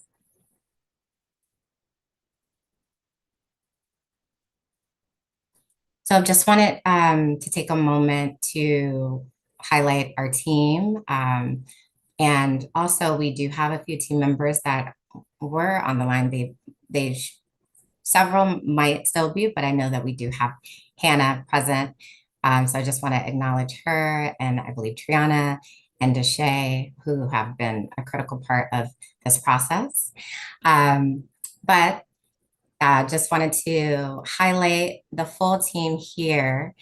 We have 10 individuals on the team, all women. The tenures range from over 5 years to 3 months. Stephanie Arias is an assistant ombuds who has the longest tenure with over 5 years. And we have our newest team member, who you'll see on the next slide, Diana Sanchez, who supports our DC Special Education Hub. We have 3 ombuds, assistant ombuds that support, and one specifically that supports special education and actually consults with the others because those issues are rather numerous. And then we have our program supports for intake and operations. Next slide. Also wanted to highlight that so we have our hub staff and just flagging the work of incorporating family voice, building connections, and answering questions, more of the education piece and prevention piece of helping parents navigate the education system. All of the team works to de-escalate issues, empower parents, and we help them get the resources that they need to support their learners.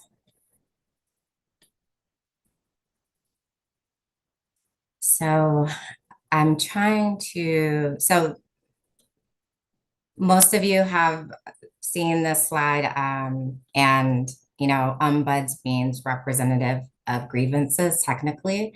It's a wonky term, but it really does represent the work that we do, which is conflict resolution services, and really spending time to go through the process with parents in a confidential and impartial manner. Also wanted to flag that this is a 10-year anniversary for this office. It has grown in both size and impact, especially with the development of the Special Education Hub. And you'll hear more about the services that we've provided, but the language access and the supports that we can provide to families, it's really unique. And we're just thrilled about the impact. And we see it growing, we see the impact, and we see additional requests that are coming through for partnerships. Next slide.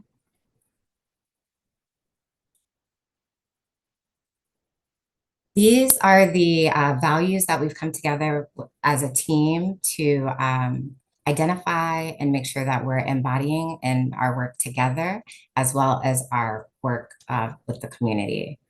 So we just wanted to flag that: accountability, collaboration, open communication, integrity, and respect. I think these are the case topics. This is not an exhaustive list, but it is a full range of issues that we see, even though you'll see today that we do have the most instances with issues that have been talked about previously tonight: safety, bullying, and special education. Next slide. So in terms of engagement and outreach, we wanted to pull out these numbers. We did 45 outreach events, and we targeted wards 4, 5, and 7, areas where we had them, 4, 5, 7, and 8, areas where we received the most contacts from guardians.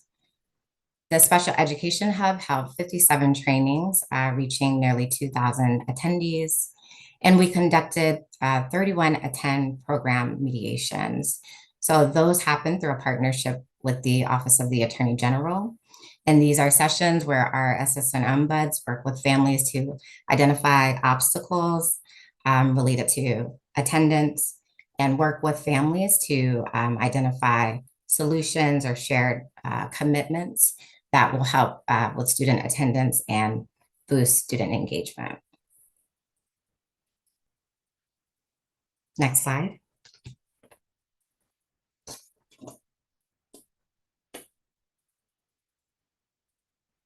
Next, please. The numbers. So total touch points for last school year was 815 call-ins and contacts in various ways, and you can see those connections here in the chart. Of those, we had 603 resolved cases. Next. And I'm sorry, I should also flag before we move on. This data is analyzed from August 15th, 2023 to August 2024. And also other is just intakes that don't meet the criteria of support that we can provide. So next slide, please. So here we're getting into the cases that we see the most. We had 205 safety cases, 137 special education, and 87 communication and engagement. Next. So this slide shows the trends of cases through the school year by month, and we highlighted specifically the upticks. Notably, October marks the end of the early phase of the school year. So that's a time where we usually see an uptick because families are getting used to their routines and running and know the issues that they're concerned about. And then towards the end of the year in May, we see caseloads increasing, which aligns with the transition period. So graduation, grade completion, retention issues there.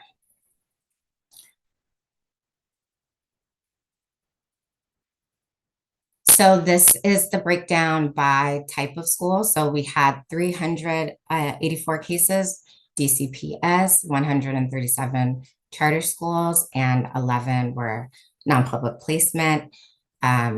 Reminder that the non-public placements are those schools where students are placed when traditional schools can't meet their needs.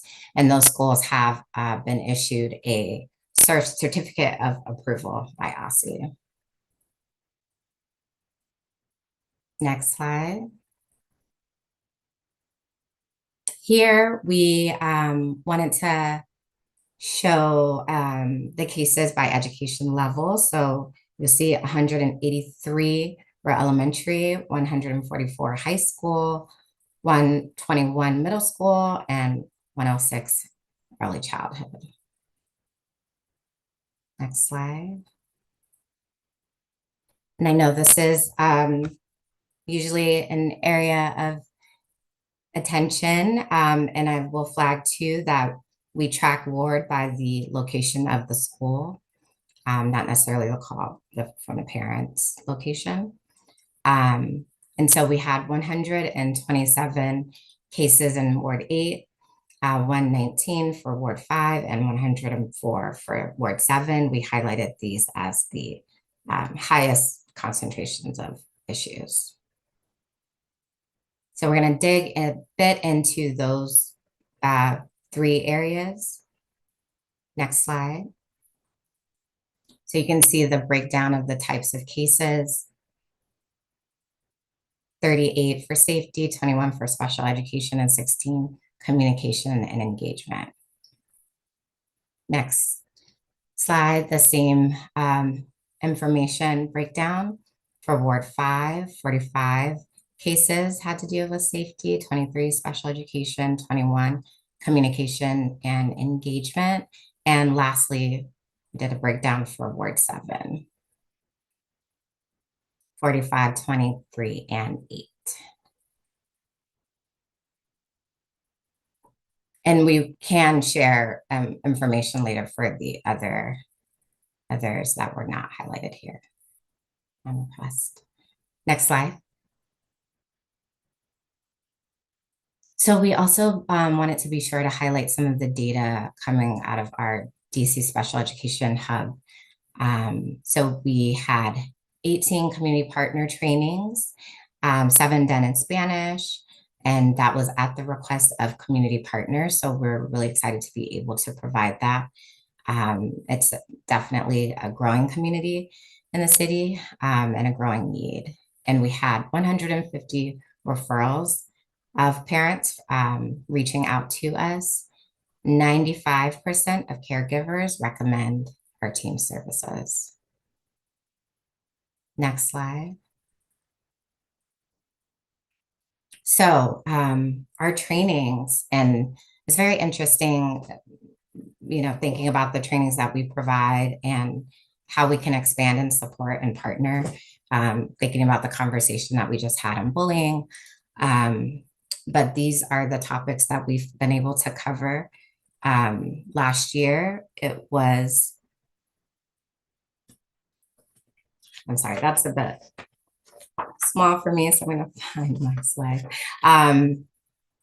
We did terminology 101, parents' rights for procedural safeguards, preparing an IEP meeting, all about IEP goals, IEPV versus 504 plan, which is right for my child. So, we get a lot of calls about what is being offered and want to give parents the tools to have those conversations, to be able to ask the right questions when they are given information.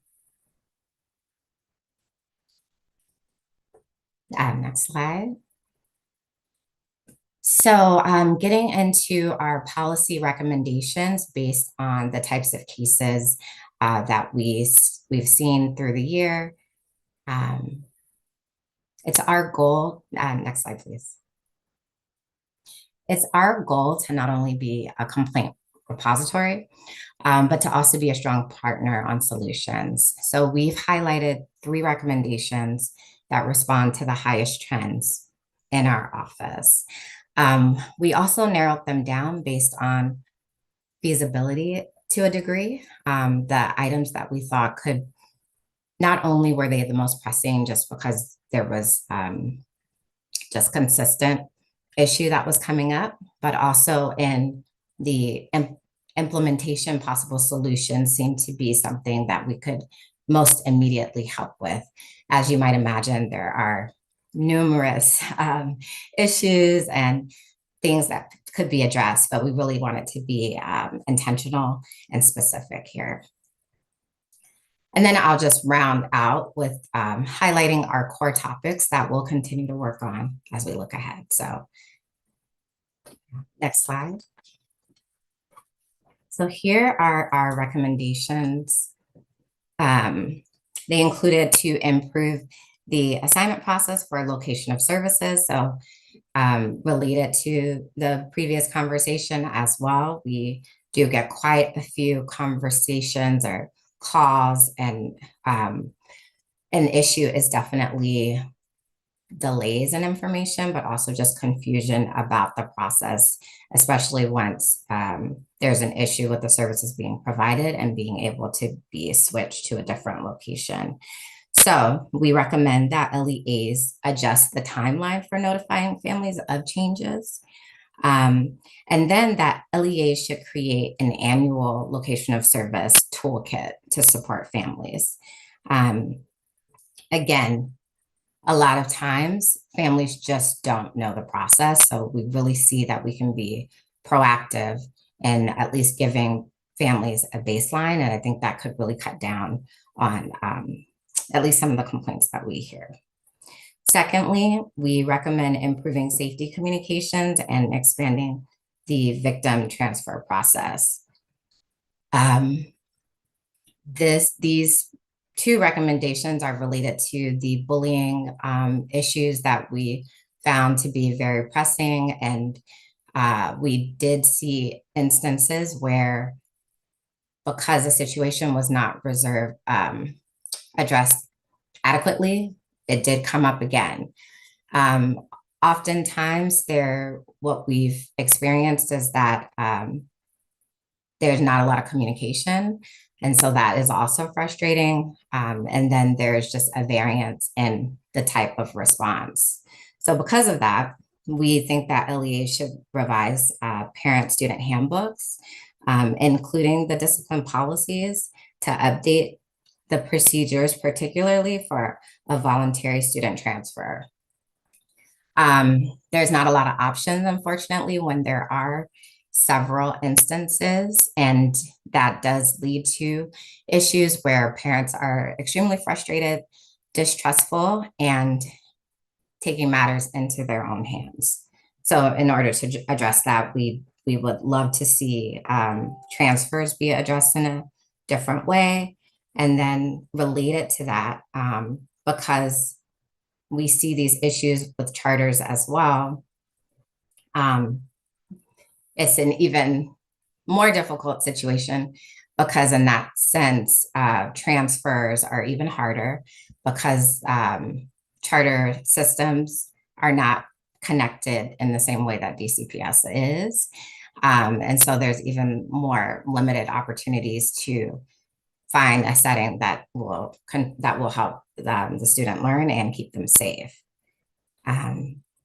So that's where we landed on our recommendations. There's more discussion in the report that you all have. And so there was an updated report that was circulated. And so I really hope that you will go back and read those, and feel free to follow up with any questions. Next slide.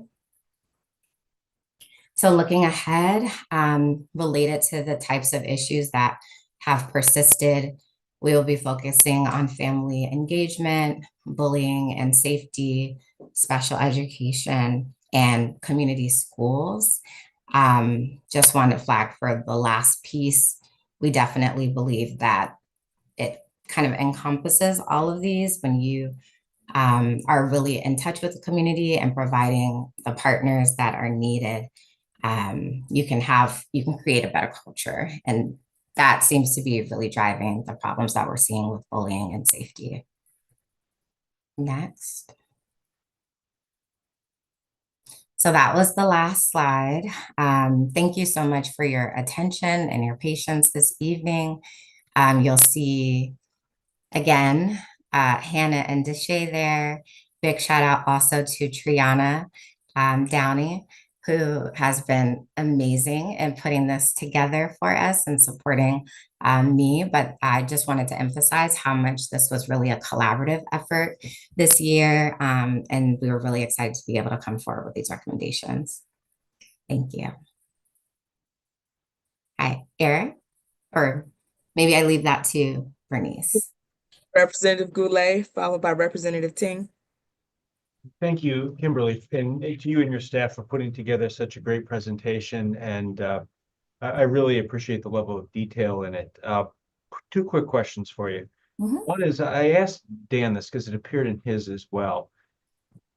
We're talking about location of services for students with special needs, in either learning disabilities, presumably level 1 through 4 special ed funding should be flowing to them. As you know, DCPS gets funds as an LEA, and it's up to them how they disperse it out to the individual schools.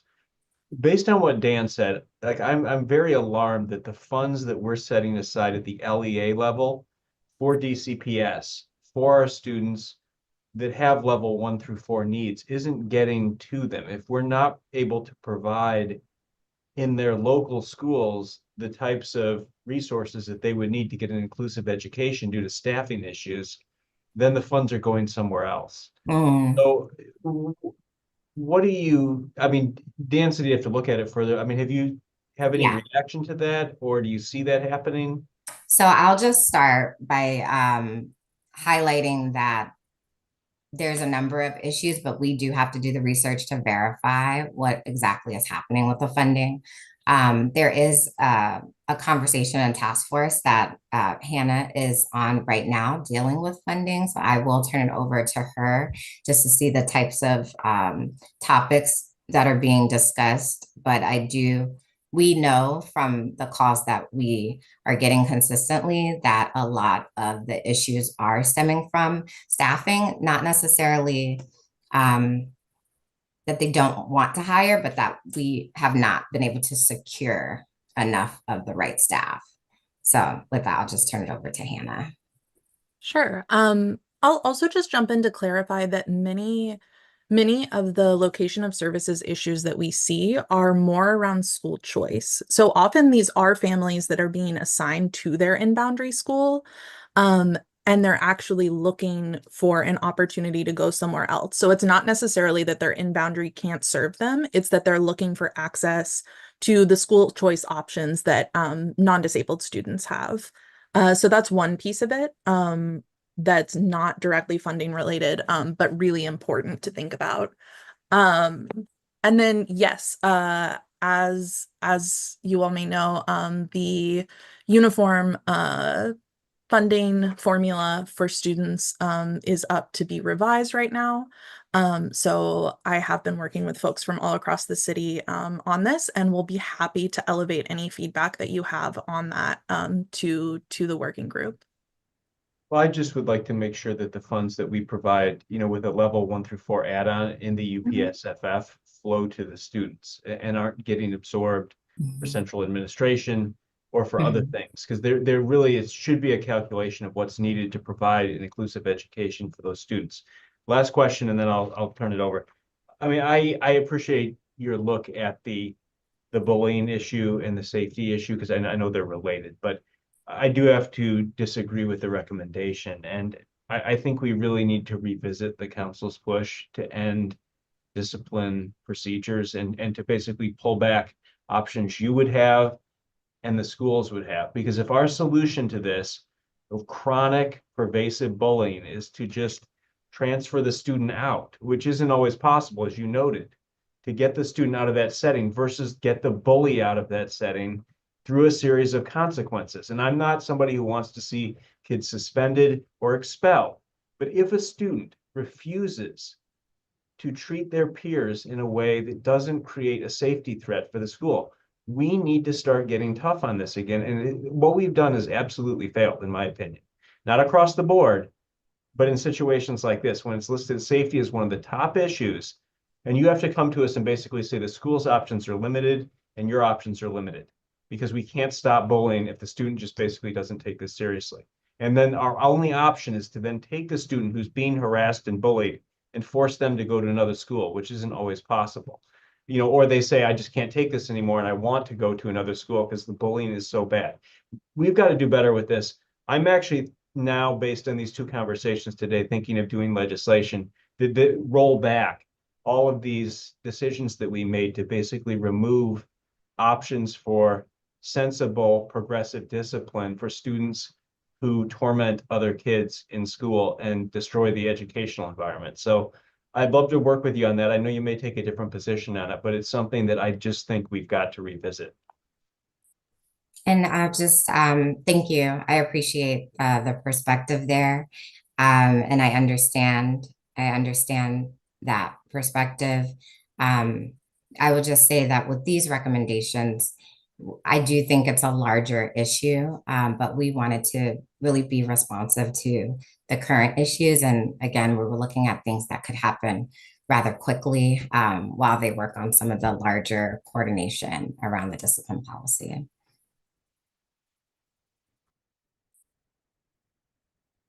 All right. We have Representative Ting, followed by Representative Henderson. Yeah, thank you again for staying up late and making this nice presentation, making it look all pretty.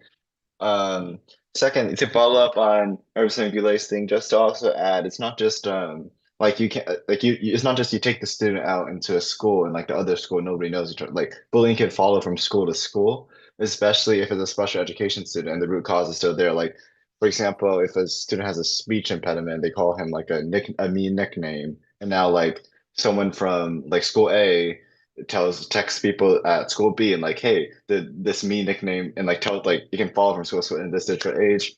Um, I agree with. I mean, the root cause of bullying. Yeah. Sure. Though I do like to highlight the capacity of like there are like English language learners, people with special education needs at my school, and we're very nice to them, which I think is partly due to fostering a great culture. So I do think that there is like room for like this cultural like being nice solves the problem sometimes. Additionally, for the term sped hub stood out to me specifically because at least for the younger lingo. Like for example, let me give you an example. Like, oh, I did so bad on this test, I'm sped. Or, dude, you didn't even know that you don't even know how many planets are in the solar system. You're so sped. Like sped is often used in this sort of joking, but often like implicitly derogatory way. But like it's always like an arms race of like you do like special education, and now that's like or like retarded started out as like a just like a normal term and then it became derogatory and then sped, so you can't really do much but just to flag that.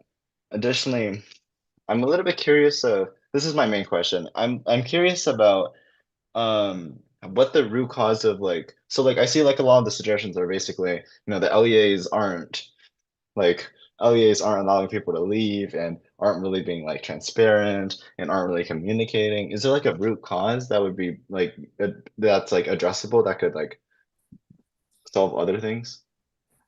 So I can say that part of the issues seem to be the investigations and the coordination.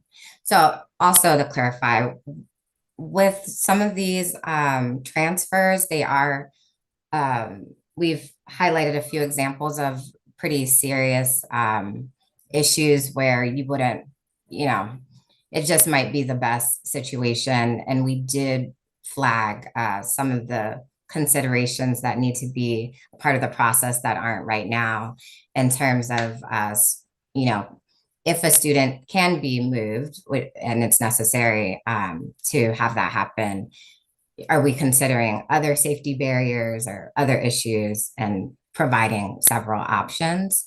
But I will just say one of the root issues I think is the coordination that's happening. We did consider having a larger recommendation around such possibly a community task force on bullying, and thought we should do more research around the coordination that's happening, the reporting that's happening before we put that forward so that we could put forward something that really made sense. But based on the cases that I've seen, a large part of it is just a lot of question marks and not having a consistent way of addressing these issues and unfortunately, leaving parents hanging, but for good reason to a degree while an investigation is happening. It's just that there's not enough communication in between time as they go through those processes.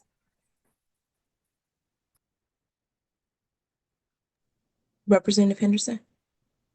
Thank you. Could you just speak briefly to what it means for a case to be resolved. Does that mean that the complainant, like the situation has been resolved to the satisfaction of the person who brought the complaint? Does it mean that you've completed certain steps? Um, Mhm. what could that mean, and how are they typically? What is the majority of your cases are resolved? How? So they're resolved in a lot of different ways. Primarily, we are connecting dots on policies and processes to ensure that every possible support was provided, and what is the center of the complaint is actually it was responded to. As far as our work as a independent and neutral body, we are working with families. The cases are managed in a way where we are asking the parents or the caller, the legal guardian, what they want out of the process. So sometimes, it might be a special education case, for example, where there's, there's some dissatisfaction with a student who may be in high school now. And so there may be a number of issues and complaints, but this parent right now is calling us because um, they want they want their child to be connected to educational, professional development. So even though there are a number of issues that might be related, the case might be resolved with recommending office that they can connect with so that their student can be prepared for jobs after they graduate. So that's just an example, but the cases are processed. It's actually the breakout of the process is in the report, but we are having intake, cases are assigned. We are doing an investigation, not a formal investigation. Everything is informal, but checking really to get the facts of the situation, because oftentimes too,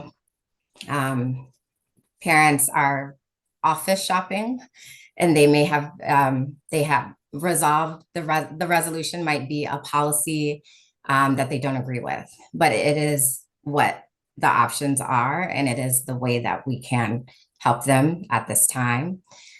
So yeah, it ranges. A resolution is what the parent wants or what can be provided based on the policies that are available.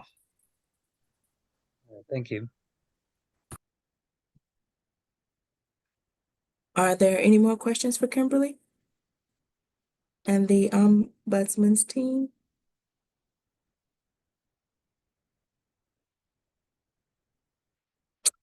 Okay, thank you, Kimberly. All right. Turn the meeting back over to President Thompson. All right. I do want to thank both offices, Office of the Student Advocate and Office of the Ombudsman, for sharing reports with us.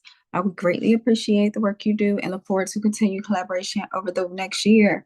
At this time, we have a break. It is 7:47. 7:47. Okay. We can reconvene at 8 o'clock.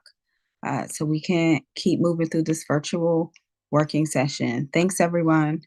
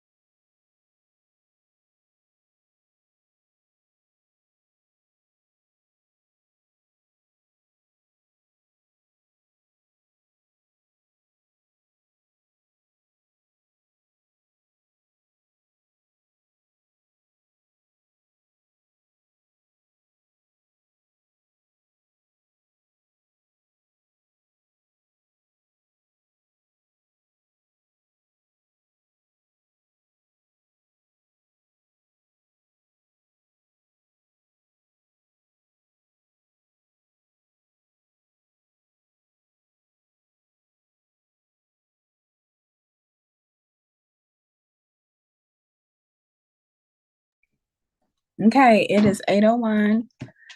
We should be ready to reconvene.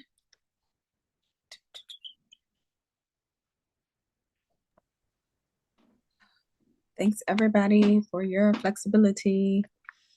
The first thing on our agenda is budget letter. Every year, the state board writes a letter to Mayor Bowser conveying agency budget priorities for the following fiscal year. And I'm now going to turn to Director Butler to talk about what the state board wants to prioritize for FY26. Director Butler? Thank you, President Thompson. There's a link in the chat. Can you all please click on that from your computers? As I shared in the email I sent out on the 22nd of October regarding the budget priority. So the emails the responses we got from board members in regard what they wanted to hear about were vast and varied. Some of them I went through them, and then some of the ones that we have included in our own agency enhancement requests, which are always included in our budget letter, I did not include here on the screen. But once you click on the link that is in the chat, it will take you directly here. And what we would really like for you all to do is to rank these. And once you click on the link that is in the chat, you can rank them and they will start to move so that we can narrow them down to no more than 5. Because it's going to be really hard to say we want funding for all of these things. And then plus what our agency is asking for in enhancements. So we want to use this opportunity. There's a second slide after this first slide that talks about the why behind what you ranked first. And that will help us start the drafting of the budget letter process. So does everyone see the link that is in the chat?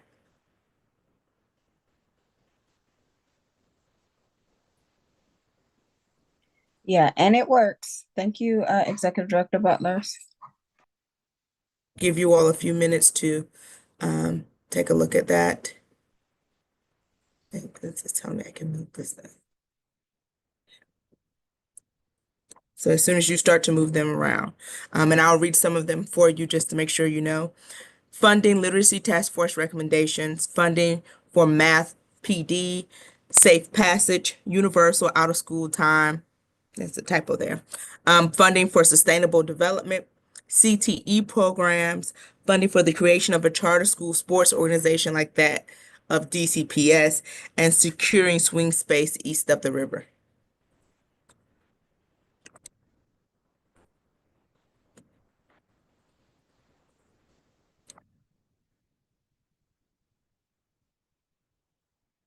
And so as people are ranking them, you'll see the chart begin to move so that we can see what. So this one person has put in their rankings. It lets us know here in the corner how many people have completed those rankings. Oh, there's a second person. And this is real-time ranked choice voting. Bernice, can we get some clarification on what some of these are? Like That what? would be great. That is the main reason. Literally, people just put one sentence. That's why it was very hard for us to even begin to draft anything. Yeah, if it's Because if I it's don't just know, if it's Yeah, just that was, helpful. and I agree with you. We need more information. But I can go back to the email from I did re-forward the email out earlier today, what people shared. And again, I just copied literally what was shared from the board members. I didn't edit anything until this point here. But that was one of the main reasons to begin to have a discussion with folks. If someone wants to offer more in depth. Like, I don't know what sustainable development is, swing space for east of the river, funding for math, professional development, I assume that is, and then like a little bit more detail about what the CTE program should be. Like, Yes. So we have Ryan has raised his hand. I too would like to know those things, Representative Goulet. Well, I can only speak for the funding for the creation of charter school sports organization like that, BCPS. That would just be like currently DCPS has a wonderful charter school sports organization that like, organizes the games and makes sure things happen on time, cleans up, sets up the games, and having a charter school organization like that could help because sports have been proven to be good for our students in reducing crime rates and leading to better outcomes in general. As for CTE programs, I know I put something like that, but I think some other people also put something like that. I think CTE programs is just generally like connecting kids to CTE programs that are already existing, expanding outreach, and like other like here's how to get here, hey family, here's how to get into a CTE program. But are you thinking with UDC or in the schools, or like what would you be thinking specifically on that?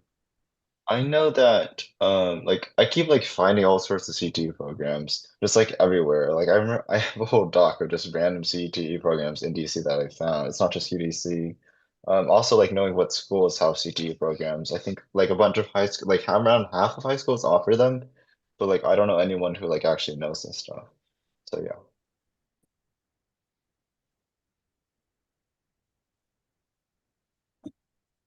Anna, I see your hand. Yeah, I can speak to sustainable development.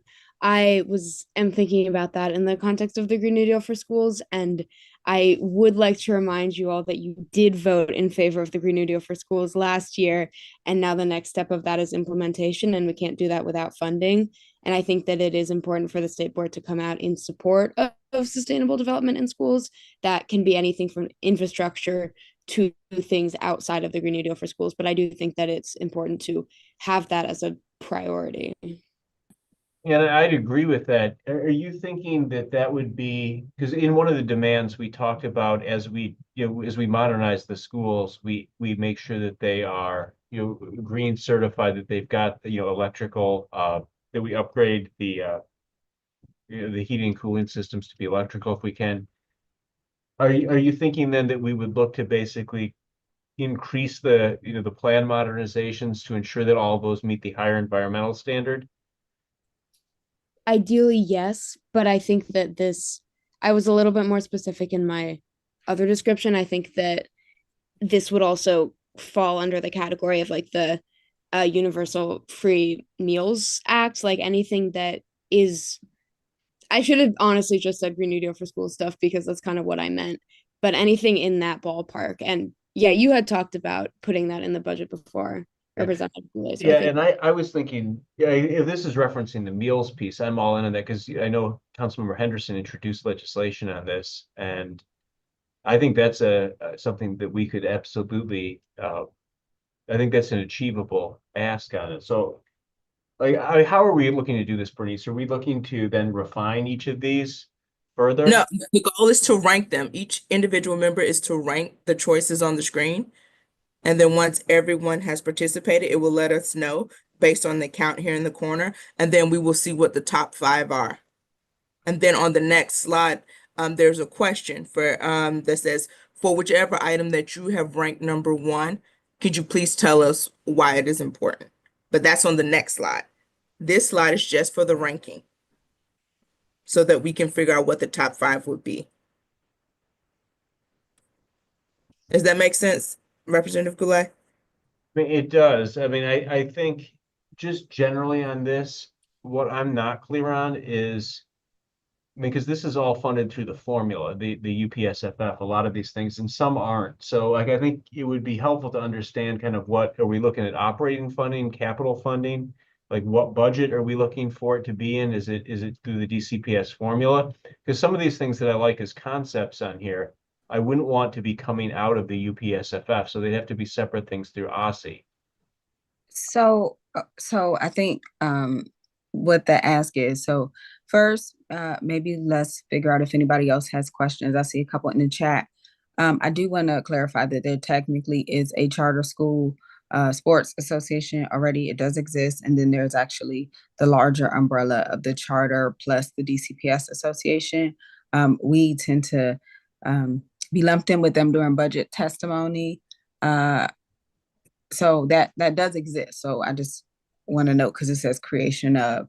As far as swing space east of the river, currently the former Magogny building is on the table, but that is a capital request, not an operating request. To Representative Goulet's point, and essentially we have a bunch of schools that are east of the river who are currently still scheduled to be modernized. And when you modernize a school, just like when you renovate your house, we need somewhere for students to be as we do that modernization. And so a swing space is essentially a school building they can go into while their school is being modernized. Universal out of school time. I'm just working through the chat for answer all clarification questions. Universal out of school time is essentially funding to make sure every school does have out of school time programs. Out of school time includes after school, can include after school, before school, and summer. Are there other points of clarification? I see you, Representative Ting. Yeah, thank you. For sorry, thank you for explaining Swing Space EOTR. That makes sense. For the there is a charter school. Sorry, not creation. There is a charter school sports organization. But if I remember correctly, it's just like a handful of volunteers, and Coach McNinch I think leads it, and she like got cancer, and it's just like really struggling, and like it's just like one person like picking up the trash after a game for like an hour. Um, and thank you for clarifying the universal out of school time. I'm a little bit tired, so when I was like looking that up, I was confused as to whether that would be like summer school versus after school, but I see it's a comprehensive thing, so thank you very much. No worries. And I see Jen has also put the OST resolution in the chat. So I'm going to encourage members to take a moment just to rank so that Executive Director Butler can move us forward in the discussion, which can include things like difference between capital and operating, or how we might want to make ask around these requests. But I think the first step is to know where folks are leaning. So please take a moment and rank your requests. Representative Goulet. Just I guess a question on this is we haven't gotten the response from DC Health back yet because I was waiting on that. Have we? Yes, we got that back, and I Did they sent it get out to did Beard. they I well sent. did they give us a dollar figure yet though? Like I can go back and double check, yeah, but it was sent out to okay. members last week. Okay, because I had missed that one, and then and that's okay on it, but So are you asking Representative Goulet to add something around the nurses? I'll send my own letter, but I would like to add it to this if we could. But the bigger question also is just generally through the UPSFF, we haven't funded like have we covered the teacher's contract? Because dwarfing anything on this list for me is are we funding the UPSFF at an adequate level now that we're putting the teacher's contract in there, like to fund the contract and not see cuts to local schools again? So I hear, sorry, like I hear, yeah, I hear you, Representative Goulet. I want to take a step back. So let's do this first, because I'm gonna be very transparent. This list of things came from the members who responded to the email. All of the members did not respond to the email. And that was some time ago. So this is now an attempt because we didn't get all responses, and we didn't get, quite frankly, responses with a lot of context. So it made it really hard to build out a letter. I'm going to ask that if members have any, and I will give people 3 minutes. If you have any additional things to add, to just type them in the chat now. And so we can just take the 3 minutes, type anything else in the chat. Once we do that, we can add those things to the Mentee. I'm then going to ask members to be willing to follow Executive Director Butler's process around this as far as ranking the things that are in the Mentee. And then we will move to discussion around how exactly we execute those requests. So it is now 8:15. Please type any additional things that you might want to add into the chat by 8:18.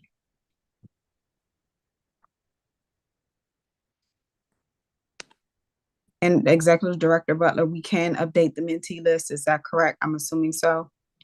Yes, that's what I'm doing now, is going back to the creation so that when they put the things in the chat, they will appear on the screen. Okay, thank you, because that way she can just cut and paste out of the chat and drop it into the mentee list.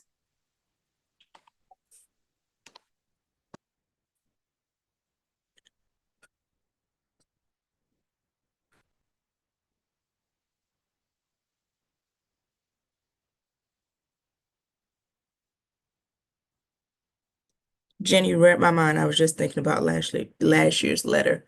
She put that in the chat. So just so you all know what we submitted last year.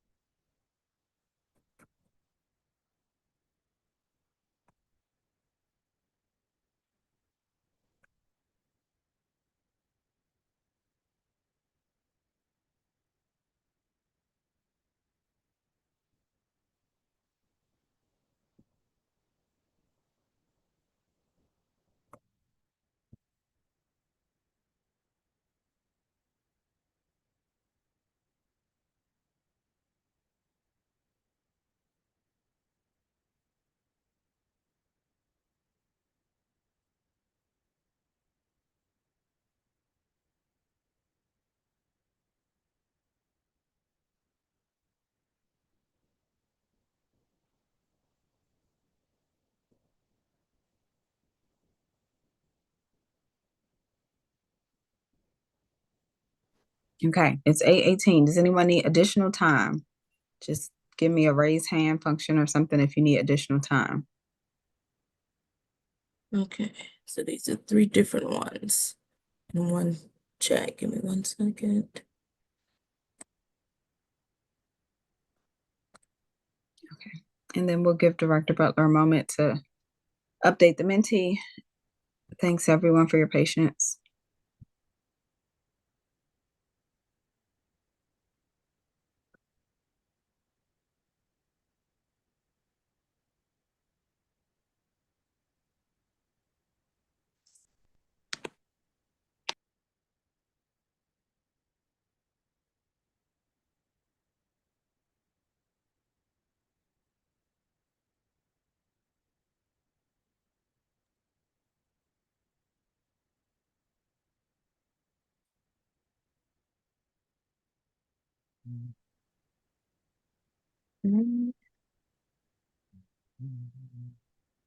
Last one.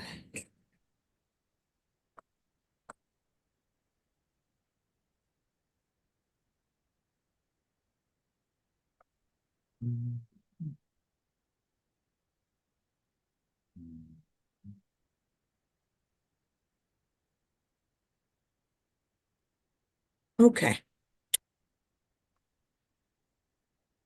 Let's see if we can.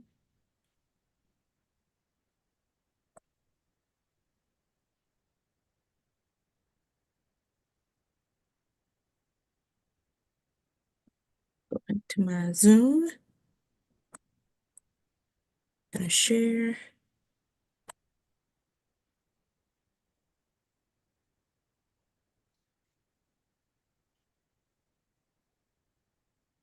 Okay, we have added the ones. I'm gonna think I can.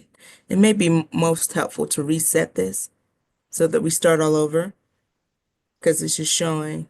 I don't know if it's gonna let people go back and do it again.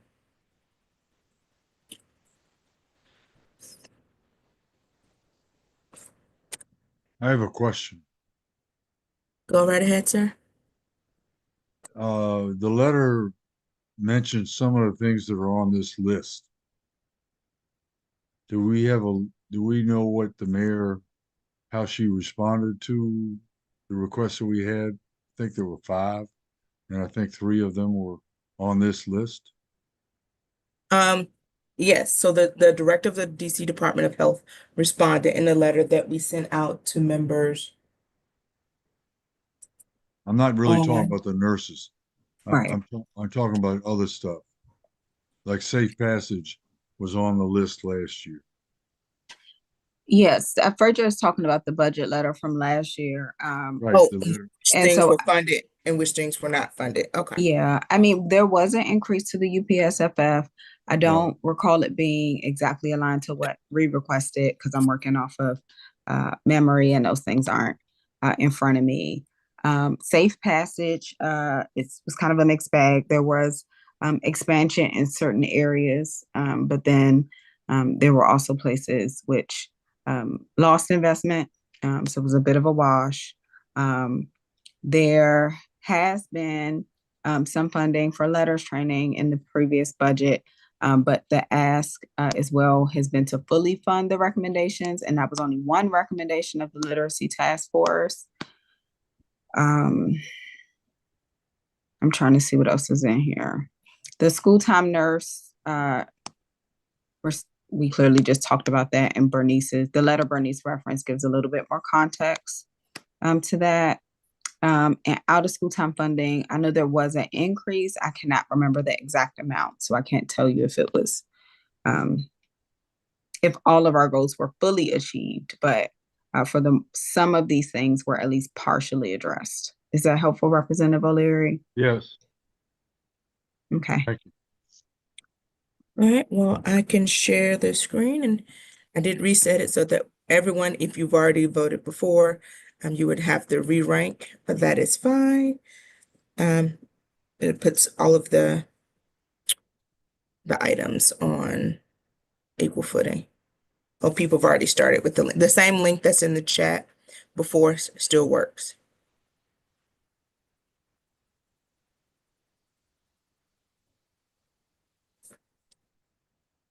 So we're ranking this again. Yes, because there were 3 more that were added. And so we're asking people to go back in now with those 3 additional ones and re-rank.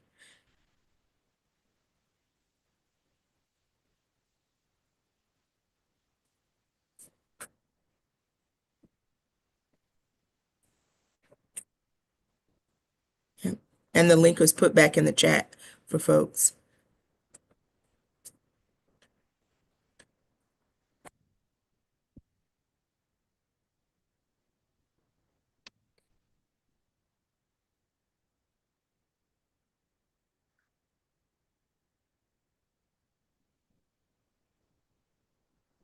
So only one person has completed ranking. We're going to give folks another few minutes.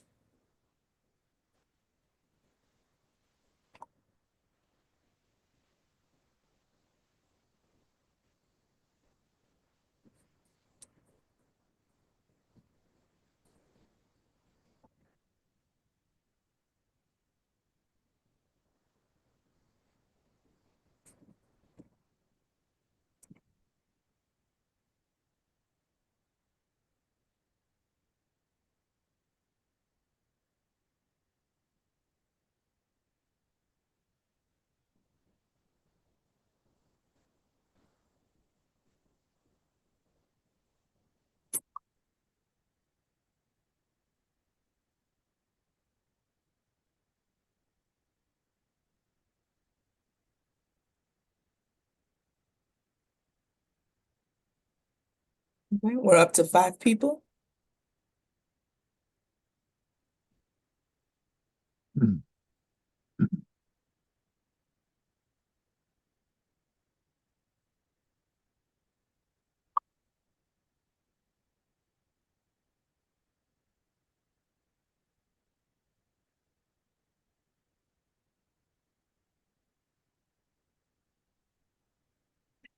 All right, we're at 7. We have 10 members, including students that are on the call.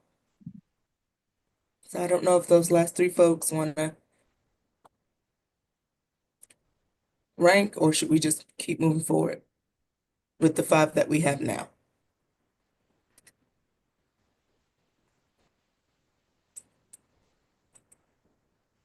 I'm sorry, could you say that last part again, Director Butler?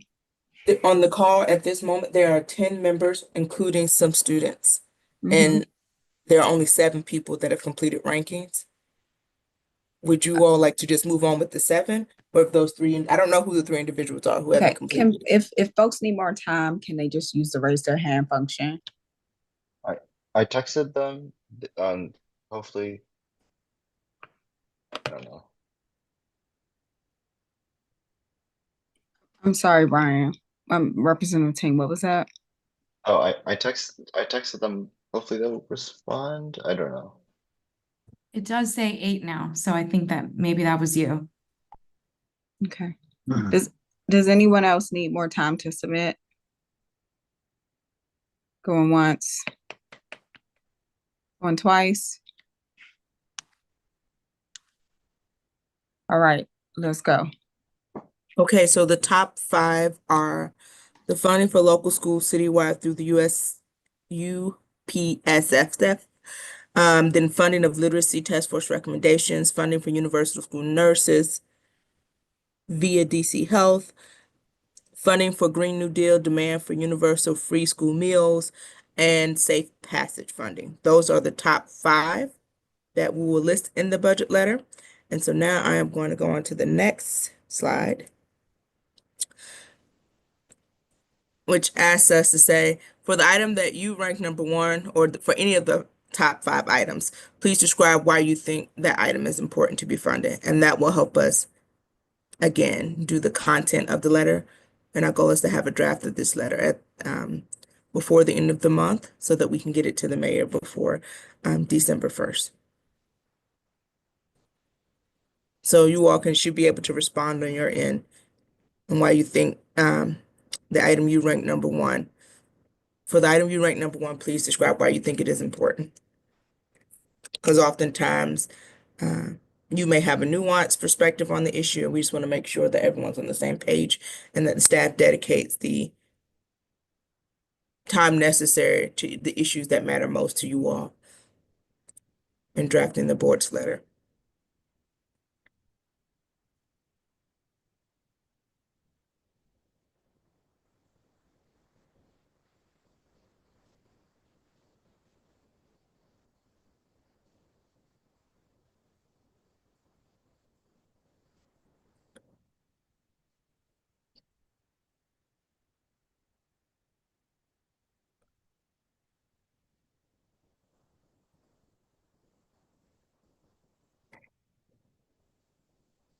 Brandon, I see a question down here.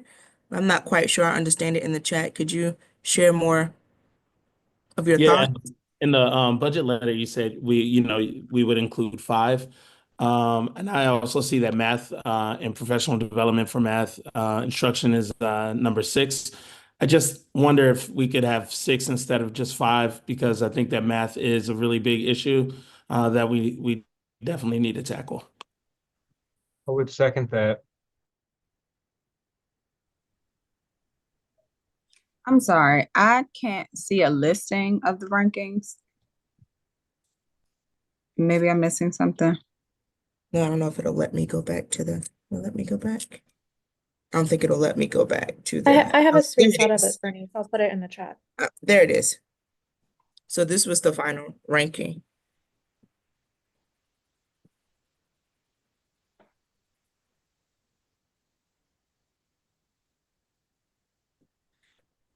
And so I do think it is important to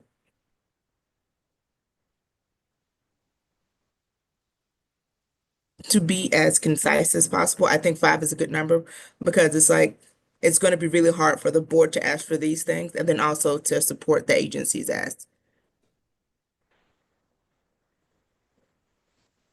Because it I just hear seems you, like but I that's would kind of love out of for it to be touch. not like an arbitrary thing, just like I 5 is don't. just a number. You know what I mean? I would love for it to be like if because I do think that obviously we'll have our things that we ask, but certain things will resonate with certain members, and so I just think leaving that out would be a big loss for us. I don't see a huge differential between 5 asking 6. I'm inclined to. I think my filter. I'll be transparent about my filter. My filter is things that we have chimed in on previously as important, and like continuing work. Like I'm trying to align it to some of the work the board has done. And so if no one is opposed to doing 6 um, with the understanding that, of course, it is an increasingly tight fiscal climate and all the things, and there has to be a cutoff at some point. We are okay with including it, but I'm asking if anyone is absolutely opposed to doing 5 instead of 6. I'm opposed to doing 5 instead of 6. I support Representative Best in this. I think the math professional development's a small ask. It's very likely to be included. So I think I would support him in putting that in. Okay, so you are not opposed. I'm asking if anyone think- is opposed. I'm sorry, in opposed to doing 6 instead of 5. Excuse me, No, Eric. I'm not opposed to that. Thank you. I support doing that. Yes, I'm sorry. All right. So we have our top 6. And so with that, what would be most helpful if you can tell us why this is important? If you have data and facts, do you have actual numbers for how much funding you would like for it to be? We will be looking up some stuff, but like, what's the difference for math PD from 100,000 to 200,000? Do you want it for high school, middle school, and elementary? Any context of why you think it's important, sort of more depth, so that again, the staff, when we do the work, that we align with what you're thinking and what you're envisioning.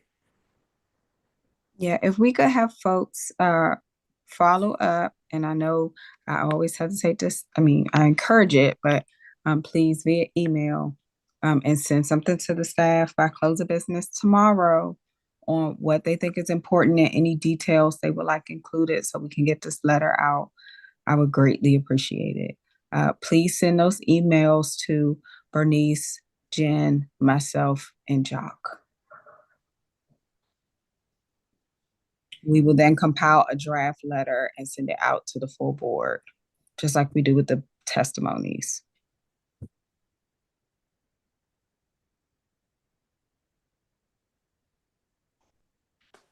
Are there any questions?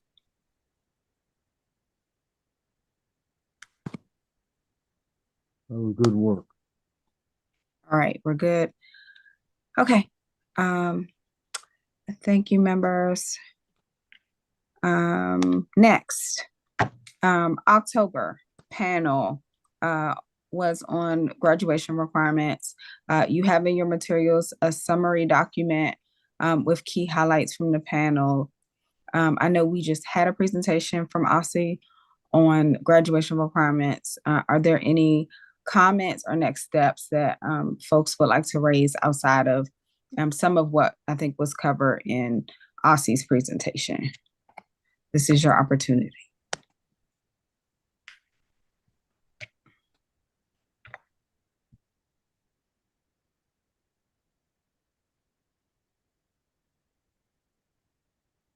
I don't see any hands, and I don't see anyone moving to come off of mute.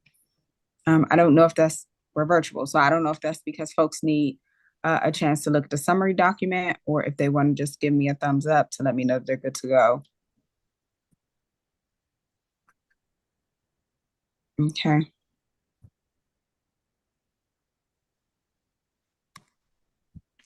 I can't give you a thumbs up because the screen is on. That you can give me one of those. Okay, I'm giving you a thumbs up, but if you take that screen off. What screen? We can see you, Representative. I can see you. The voting, it says thanks for joining on my screen. Oh, wait a minute. Oh, you're probably gonna have to close a tab, but okay, I can see I got you. I got you. I'm back. All right. I know this is a long one, and I know it's been a long week already. It's only Wednesday. Beyond our review of the October meeting, we are now going to move to our future orientation around public meetings. Tonight, we will focus on potential panel topics for January. Each topic proposed and discussed will be followed by a vote. If no topics have been proposed in the public meeting panel topics tracker, the floor will be open for suggestions. If no suggestions are given, excuse me, there will be a vote to forego the panel. There is currently one proposed topic in the public meeting panel topic tracker for January. The topic was also discussed at last month's working session. Representative Henderson, thank you for adding indoor air quality. Representative Henderson, do you want to elaborate at all on your suggestion? Yeah, briefly, I'll just say this was brought to me by a constituent who has pointed out the connections between indoor air quality and attendance and academic outcomes, which is pretty robust. And the potential asks that could come out of this would be things like incorporating higher standards for air quality in new construction, and also potentially repurposing some of the items that we spent COVID relief money on for air filtration and things like that. Do folks have any feedback for Representative Henderson? Yeah, I'd like some feedback, but I'm sure Representative Henderson doesn't have the figures on that. Was there a final report about COVID money spent and COVID money not spent?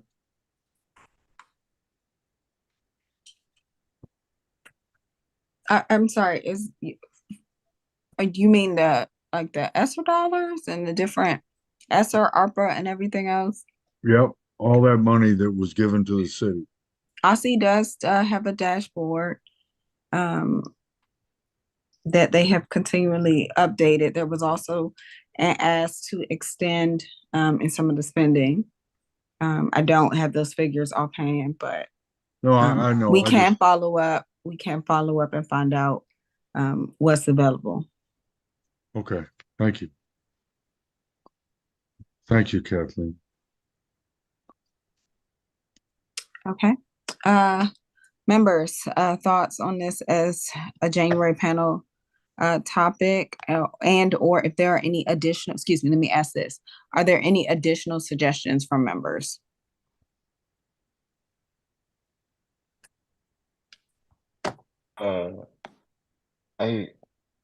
At some point I want to look into establishing intro to computer science standards. I'm not sure if those currently exist. And I still need to do more research in terms of what that would entail, and a piano might They involve do not that. exist. Yeah, okay. I remember being told that before, and then I was like in disbelief, and then okay. So yeah. But that's not necessary for January, like maybe February or something. Okay, is that something you would like to, Representative Ting, is that something you are asking to be discussed in committee, or you're saying you would like to have a public panel on computer science standards in particular? Honestly, And we can talk about I'll have it to too think if you're about not that. I sure. apologize for dragging out this long meeting on that. Oh. No worries. We can talk about some thoughts and paths forward offline. I'm happy to do that with you.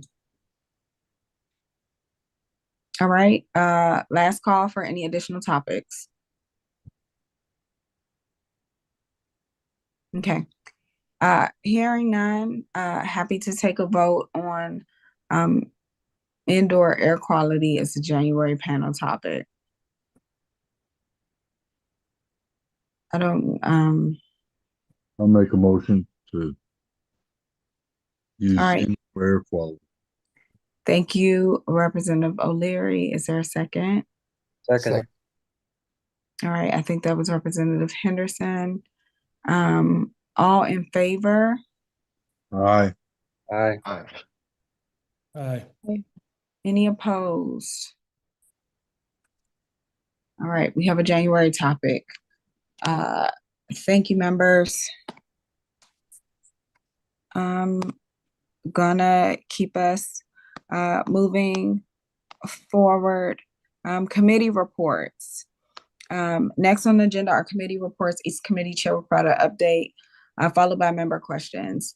First step in alphabetical order is the admin committee. I believe Vice President Patterson has left the meeting due to a family issue. I don't know if anyone else from the admin committee wants to give the update. I mean, I guess I could.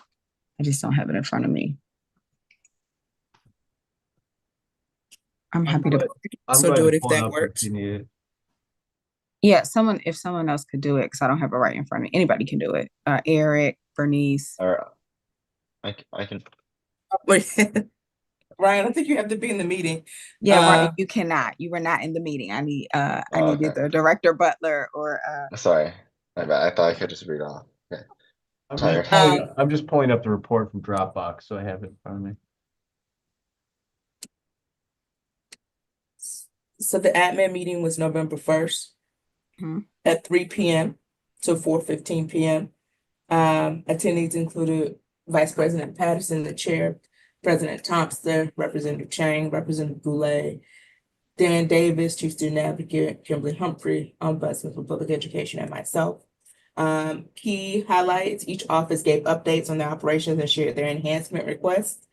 And the enhancement requests for FY 26 were the ones that were voted on earlier today in the special meeting. So the quick base enhancement for ombudsman of 20,000, OSA, a multilingual student advocate FTE for 106, and they also had a separate request for quick base upgrades. And then there was a constituent services assistant for SBOE, and then the cost of living increase for all of the staff at the agency, which totaled 95,000. In terms of key office updates, not going to read those, but we now only have one vacant position. Kimberly filled her senior advisor position. The HR position for my office is open and posted. OSA has no vacancies, and they were both finishing up their annual reports. Actions by the committee voted to combine both of the quick base requests from OSA and OMB into one asked house under the state board, and if granted, to have those costs then reallocated back to those offices. And then the committee voted to approve the list of enhancements to be voted on at the special meeting on November 6, 2024. members. Are there any questions about the admin committee report? Thank you, Director Butler.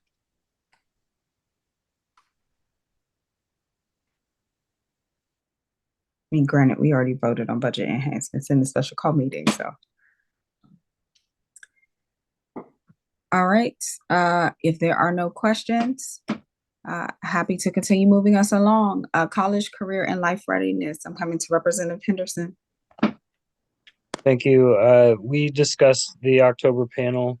We raised concern about, excuse me, the danger of tracking emerging if we had multiple pathways. Though it did look from the presentation today that they're looking at one diploma with multiple pathways that would avoid some of that risk. Although we want to make sure that those pathways are student selected.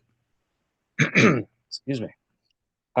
We talked about the timeline, which we've now gotten more clarity on the timeline for the graduation requirements. Representative Chang gave some feedback on literacy investments, which we just voted on, including in the letter. We talked about Civics Week. I'm waiting on some follow-up from Representative Best for next steps on that. And in October, OSSE presented their timeline for health and physical education standards. And we talked about how we might want to do engagement around those standards. We talked about the possibility of asking each member to reach out to at least one PTO or ward-based education council or similar organization to get some deeper specific feedback from a group that was already meeting, rather than inviting people to come to us. We would go to them, but we'll elaborate on that later. And we are expecting Representative Goulet to come to talk to us about legislation banning legacy admissions at our next meeting.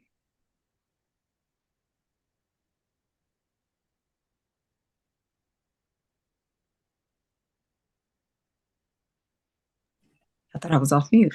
All right, thank you, Representative Henderson. Members, any questions about that committee report?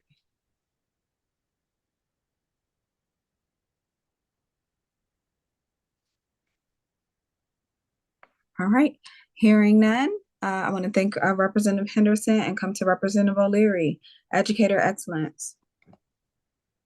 Good evening. We met on the 30th of October. Wesley Way was a research and policy associate at the Learning Policy Institute, who presented a report on their research on teacher induction and mentoring. The presentation included examples from other states and large school districts, including Connecticut, Delaware, Los Angeles Unified District, and Miami-Dade. Following the presentation, we had a nice conversation with Mr. Way about what we would like and what he knew, and he was very knowledgeable.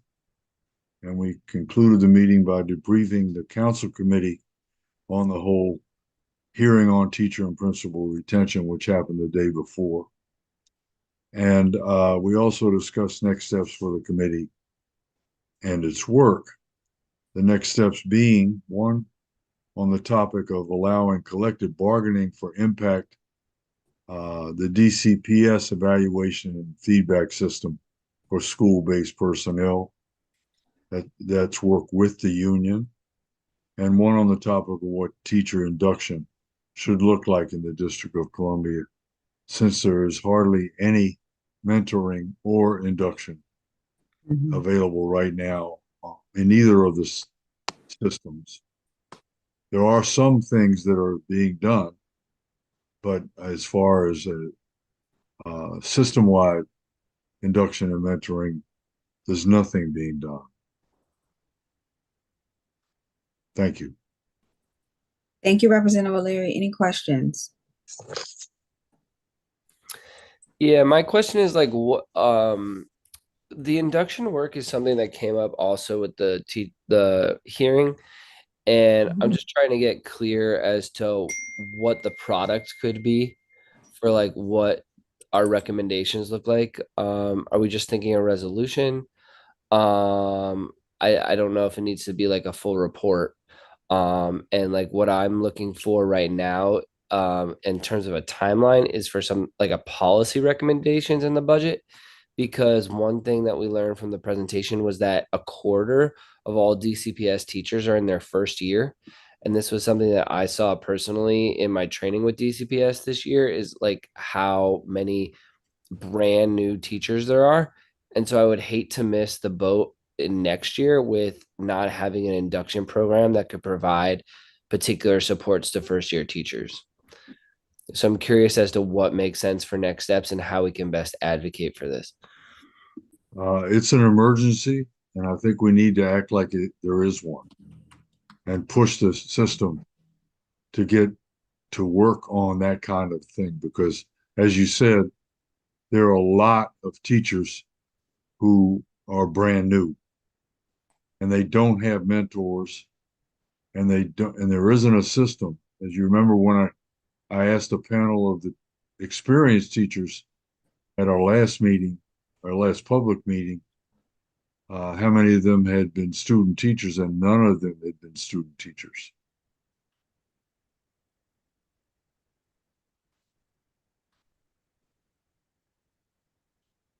The committee did discuss a resolution, but just as a starting point, that's not to say that it would be the only or final product.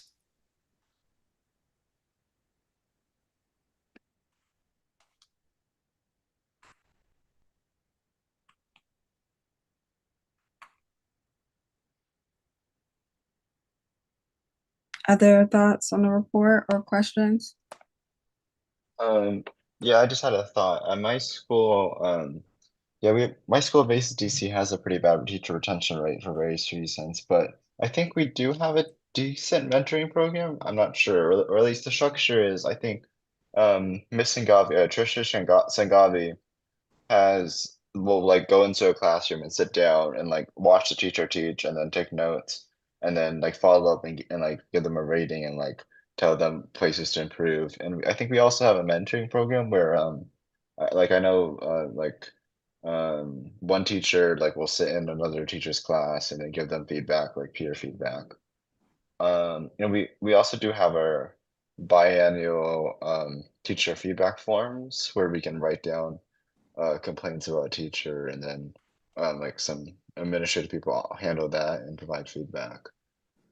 Are you talking about the students do that?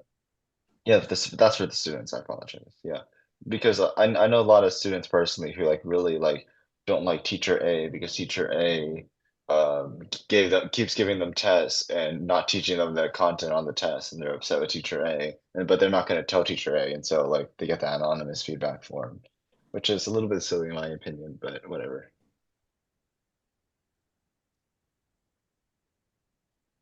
That's a great idea. I don't know how much that would fly with the systems,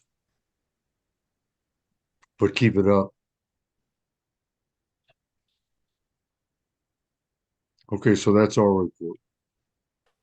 All right. Thank you, Representative O'Leary. Who did I miss? Student Advisory Committee. I'm not sure which of the students would like to give the report this evening. Hi, hello. Um, so the Student Advisory Committee meeting happened on Tuesday, October 29th. The attendees were myself, Min Ting Lin, Anna Mayer, Ryan Ting, Jen Brownes, Darren Fleischer, Karuna Sinha, Dr. Antoinette Mitchell, Dr. Shamir Jones, Caroline Pryor, and Robert Henderson. We welcome 46 students to the second Student Advisory Committee meeting of the school year 2024-25. I Barnes let an icebreaker asking whether the members have a career advisor at their school and why having one would be important. Majority of them said that they did have a career counselor, while the others said they didn't. So it was 52% who did, and 21 who didn't know. They even had 21 who did not have one, and 27 who didn't even know anything about it. Most of the students shared that having a student counselor at school is important because it helps them prepare for their future and learn more about opportunities available to them. Most of them said a career counselor is important because it gives students a trustworthy person to talk to when talking about life beyond education.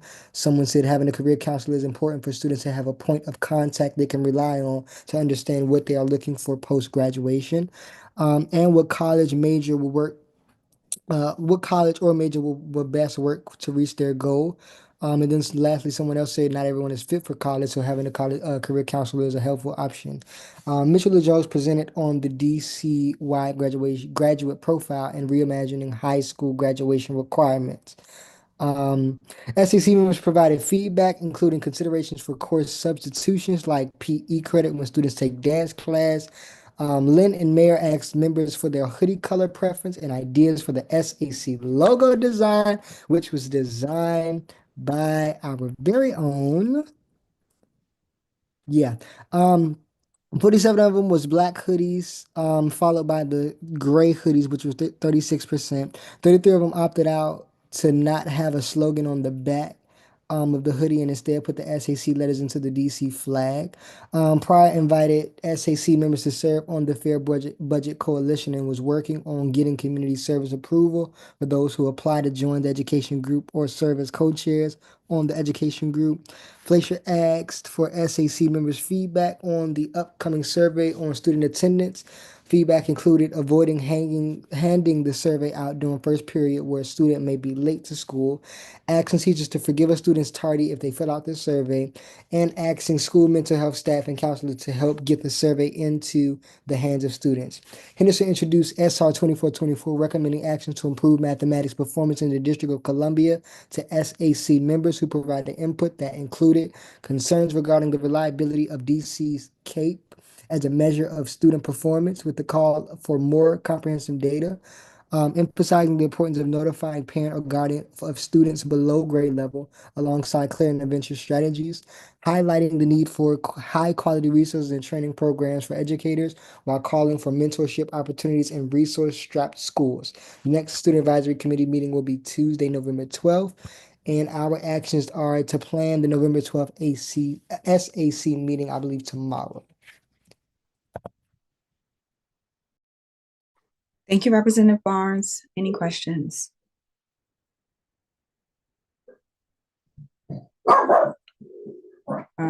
Kimba's questions don't count, so I don't think we have any other questions. I'm coming to the Student Experience and Engagement Committee, Representative Williams. Thank you, President Thompson. Yeah, we had a robust meeting. I'll try to summarize it quickly. Most of it was focused on attendance. One thing is that the task force has asked us to identify an agency commitment statement. So Darren has sent that around. He and I took the committee's ideas and then added to it based on what role we can play in supporting attendance. So please weigh in on that via email. We have to send that by November 12th. Additionally, quick update with the high school voter registration. The DC Board of Elections has gotten back to data requests for looking at how many students are registered to vote that are eligible. So we're going to submit another data request in conjunction with the League of Women Voters and then see what that data looks like. And then the two final things are that there have been some hiccups with the student attendance survey that the committee's been working on. We ran into some challenges getting approval for the institutional review board. And so we're now looking at a different approach in which we're going to ask the DC Education Research Collaborative to potentially partner with us to be able to expedite that process. And then the last thing is we looked at providing more comprehensive and figuring out what LGBTQ student supports are needed in the school and like what policies are necessary to make sure that our LGBTQ youth are being like advocated for and that we have supportive learning environments.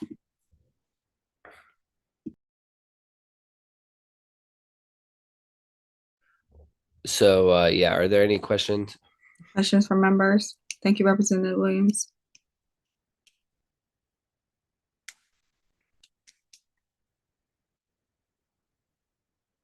All right, I think that is our last committee report. Do folks have anything from external committees?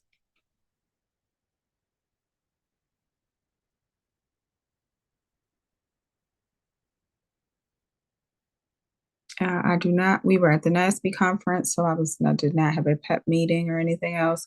I will note there, and we'll share more information about this.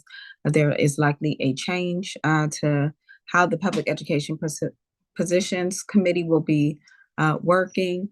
And so we'll get NASB to. I'll ask Joey and Abby from the NASB staff to write something up, just so members can be familiar. Their goal is just to make it more inclusive.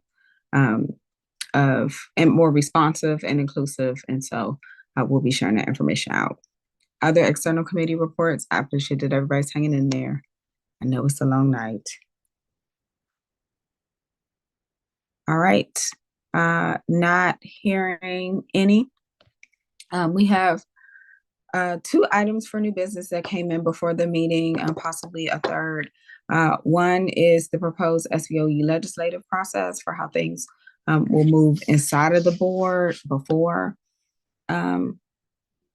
becoming proposed legislation before the SBOE, just so we can standardize that. And two, hoping to do a resolution establishing a state board or governance authority, whatever we want to call it, working group. I understand that Representative Goulet has another item. I'm also going to call to see if there are other items from members. So Representative Goulet, what was your additional item? Yeah, and I'll ask for a clarification on this when we get to it to see if it's still required, but the issue would be looking to do a motion to rescind the resolution we just adopted because of the technical difficulties, and then being able to then reintroduce the identical resolution and getting it approved so that Councilmember Patterson and I have an opportunity to have our votes reflected. So it would be those, I think we have to technically discuss them here.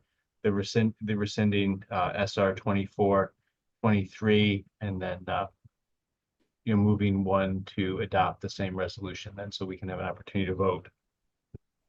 All right, we'll add those items. Representative Henderson. With apologies that I did not get this to the onto the agenda in time, I would like to ask if there is interest in a resolution requesting that the council establish an education committee.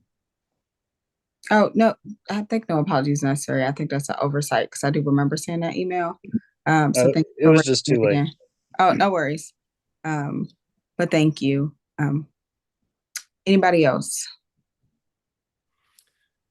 All right, I'm gonna start with Jim Briones. Yes, thank you, President Thompson.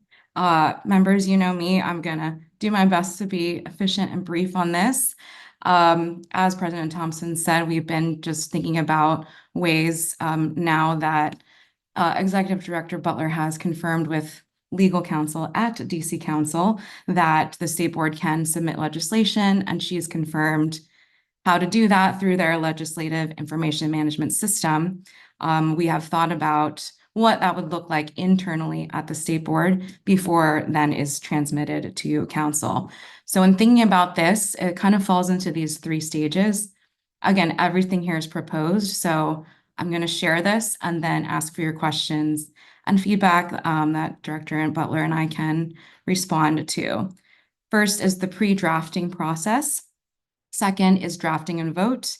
And third is post-approval process. So I'm definitely not going to go through each item because, again, you have it in your materials. And we have the next few weeks before the public meeting where you can also send me your feedback, but a few things that I just want to highlight.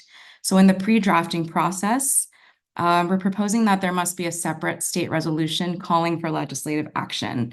So this kind of be like complementary to someone's draft bill.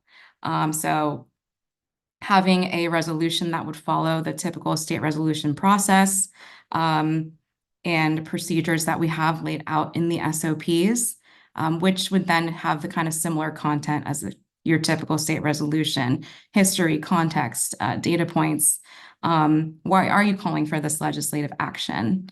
So if you go to the next slide, again, we would have working session, new business, introducing this to the rest of the board. We are also hoping to create a legislative template that we would keep in SharePoint. That way there would be at least as much as possible consistency with the way that the state board drafts its legislation, at the very least, in the sections or formats, again, as relevant. It may not always be relevant. Second, again, we're asking that and proposing that the legislation be separate and not attached as an appendix for the resolution. So again, these would be two separate items that the board would vote on at a public meeting during the administrative vote section.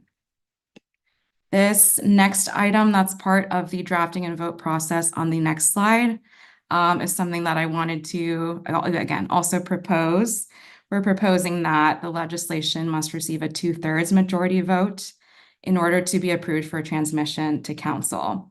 And I think the main reasoning behind this is that it would give the legislation more weight, make a strong statement, but also consider the staff time and members' time. Anyone who is sponsoring this bill and working with us to draft it, especially if it's more comprehensive, it's longer, there's a lot more research that needs to be done for the content. Just for example, we think that this is a way to kind of consider all of these factors. So going on to the next slide, and the third stage is the post-approval process. So assuming that the piece of draft legislation is voted on and approved, staff will have 3 business days to submit it through the council's electronic legislative information management system. Then Chairman Mendelson, again, or I said chairperson, to make sure these procedures live on, would decide whether to accept it and then whether or not they would like to refer it to a committee. If it is referred to a committee, the state board would draft and submit a formal letter to that committee's chair, urging them to hold a hearing on the legislation. And then finally, I believe this is my last slide. If we go, do I have one more slide, Bernice? Yes, okay, thank you. State board staff would then meet with the assigned committee chair to discuss next steps. So of course would include the sponsoring member who sponsored the legislation, the state board president, and either Executive Director Butler or myself would be in that meeting just to talk through next steps. And then you can see on the slide, kind of goes from there, a little bit of our typical process when you all are participating in, or if there is a council hearing on a topic that's relevant to us in our work, we are typically listening in, taking notes, and providing a summary. So we would continue to do that, especially if it were on a proposed state board bill. And I will stop there and open it up to any questions or initial feedback from you all. First, are there any thank you very much. Are there any clarifying questions that folks have? I have one, I think. Mhm. So in the first stage, with when you say that there would be a state resolution, right? Would that mean in terms of process that we'd have to get vote on the state resolution before? That's a great question and a point that I'm left out. So I think ideally, and Director Butler, please chime in if you have additions, but ideally, let's say it were you drafting the bill, Representative Williams, you are wanting to move it forward, you'd be working on both at the same time.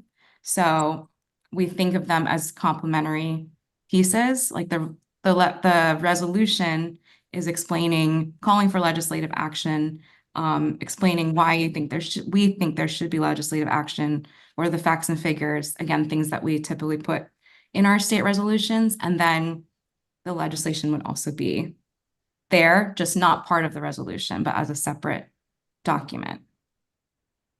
Right. And I'll step back after this because I see some people might also tease out the answers here. But does that mean that we would wait? Those would be voted on in the same meeting, or we would have Yes. to okay. Unless members feel like it should be one before the other, but I feel like that would then further delay things. Right. That's my concern. I think it's the way I read this, it sounds like they would be 2 separate votes, which could take place in the same meeting, but if needed, there might actually be a reason to take one vote in one meeting and one vote in the second meeting. I don't know why, but I'm just allowing for the furthest from possible, but it sounds like it could be 2 consecutive agenda items in one meeting, or if needed, be different than that. Yes, and I can make sure that that's clarified when we're finalizing the draft. I don't know the order of the hands. Can someone see? Yeah. Okay. Sorry, I can go to participants so I can see the order.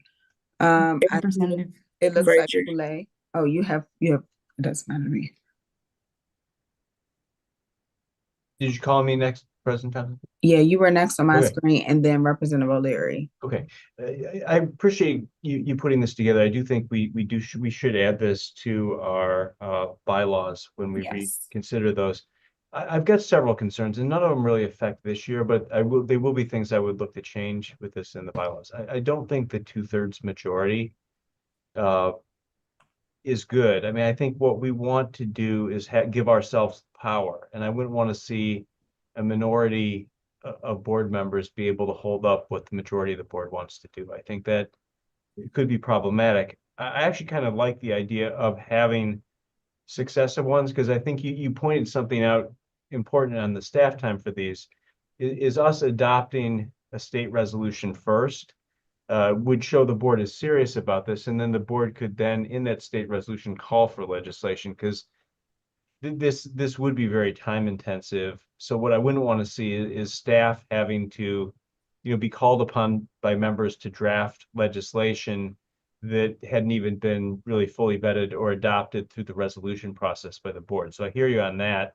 What I don't understand is not voting it through as a state resolution and saying the bill is separate. Like, I don't think we can vote on bills just like voting to approve a bill. I think we have to do it as a state resolution with it attached as an appendix. I don't think we can just put a bill on our agenda and then send that over to council.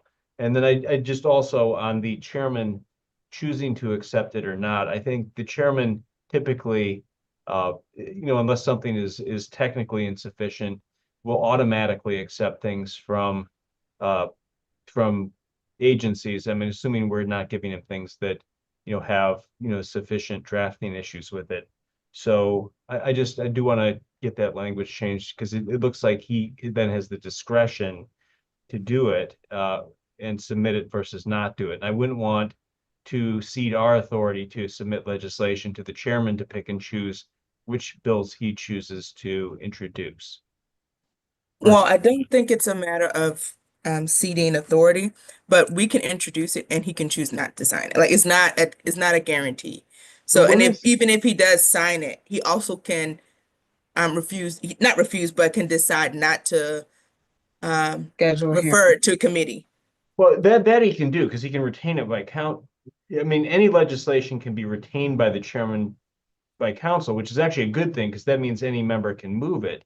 But I have never seen an instance where the chairman, because he's required to, has declined submitting legislation on behalf of the mayor. And the chairman introduces legislation proposed by the mayor that he opposes. So I've never seen any instance where the chairman has refused to submit a bill. Yeah, we're not saying that he will. We're not stating that he will. But you're saying he has the power to do it. I'm saying he doesn't even have the power to do it. And maybe it was the word decide that we can just change. Okay. Yeah. That's important, because there may be something that we pass, it could be on any sort of issue where he's like, I don't agree with the board on that, and that's fine. But we don't want to suggest that he would then be able to just say, I'm not going to submit this on your behalf. Okay. We can adjust that language. And And what was the other question about if you the can just- resolution? Oh, an appendix. So actually, there's nothing in our bylaws that says we can only vote on state resolutions, because right now we vote on administrative items like our calendar. That is not a resolution. We Reports. vote on our annual report. That is not a resolution. We vote on ceremonial resolutions. So we can vote on anything that you all deem as an administrative vote. And so that was the category we were putting it in. Because we didn't want to require people to, because we didn't want to require board members to approve. Like, they may not want to support the legislation, but they support like the information and the research that is going into the resolution, but they may not support the language that is written inside the legislation, for example, or the proposed solution that is in the legislation. And so we didn't want to tie the two together so that they couldn't be separated, to make sure that members had enough, like, to separate the two. And I support that, but your position then, Bernice, is we can just vote on a bill and then transmit that over. We don't have to vote on it through a state resolution and send that to council. We can just vote to approve a bill. No, it's not. That's it. Sorry, I don't think it's a vote to approve. It sound and correct me if I'm to approve the transmission. It's to approve the transmission. So it's first you would vote on the state resolution calling for legislation. Then you would vote and say, this is essentially what we want in the legislation to transmit. I'm not going to belabor this tonight because I know it's late, but I still think that's got to be done as a state resolution. It may not have to be, but we can. And we don't have to make all the decisions tonight. This is initial feedback. I just want to make sure I'm clarifying. I just want to make sure we're all understanding what is proposed. And so that's how I understand it. Tell me if that's not what was intended, because I do want what was intended to be clear. Not that it's concrete, just to be clear. So Jim, please correct me if it's not the correct understanding. The voting on the legislation would be approving it to be transmitted to council. Okay. And again, folks don't have to agree with that. Tell me the feedback, but I just want to make sure we have the same understanding. Was that the last item, Representative Goulet? Okay, I just want to make sure. Representative O'Leary. Yes, can you pull up the slide with the thing about the chair? Because I agree with Representative Goulet. I think, it's number 3, Director Butler. Yeah, again, I think we'll decide whether to accept the legislation. That perhaps was not the best phrasing, and I can fix that. Okay. Thank you. That was all.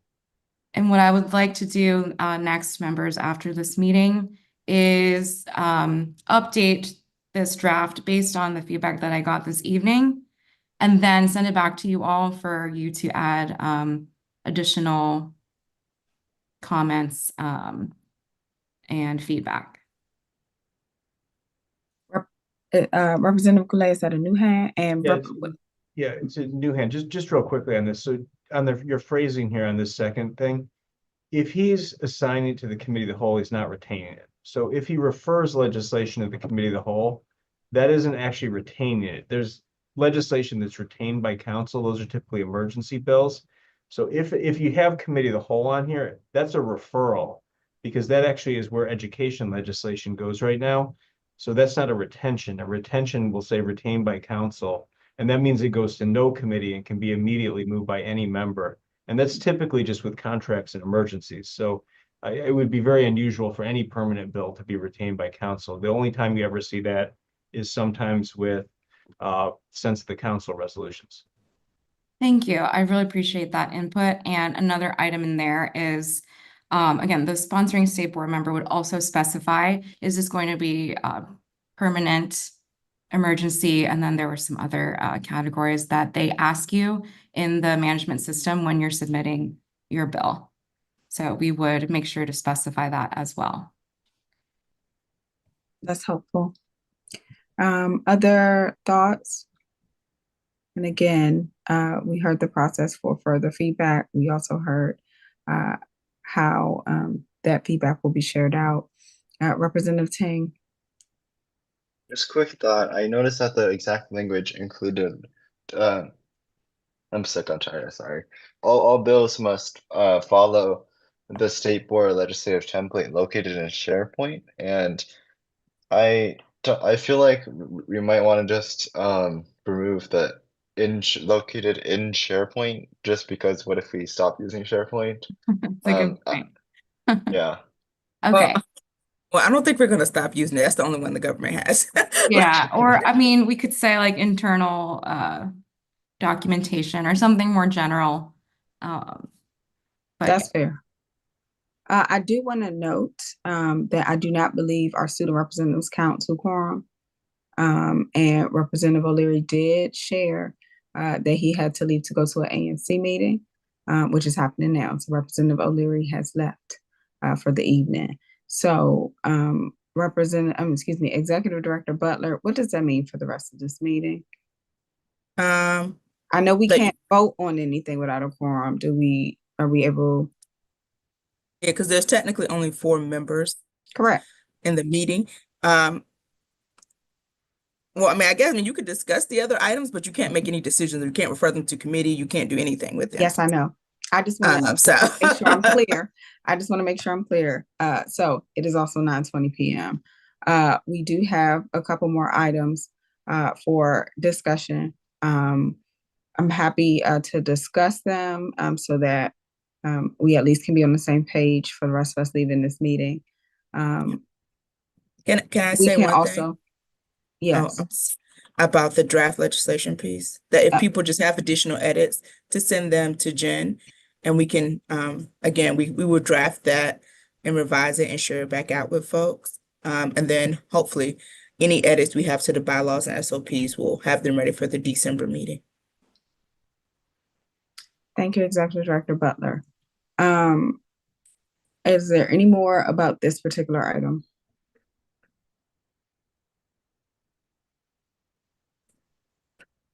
All right. We still have, I think I can't tell if it's three things or two things. The Governance Authority working group, we will be appointing 3 to 4 members. We have not written a resolution because we have been all over the place and we've done a lot of things. I will send an email about before the end of the week, just asking for a call because this is not something I've had the time to do. A call for volunteers who would like to participate on that, just like we did with the when we appointed Representative Best to the math committee, so that all members can give their input on if they would like or not. One of the things I have a question about is the time frame. We would like this working group similar to civil rights, how we had a sunset at a certain point.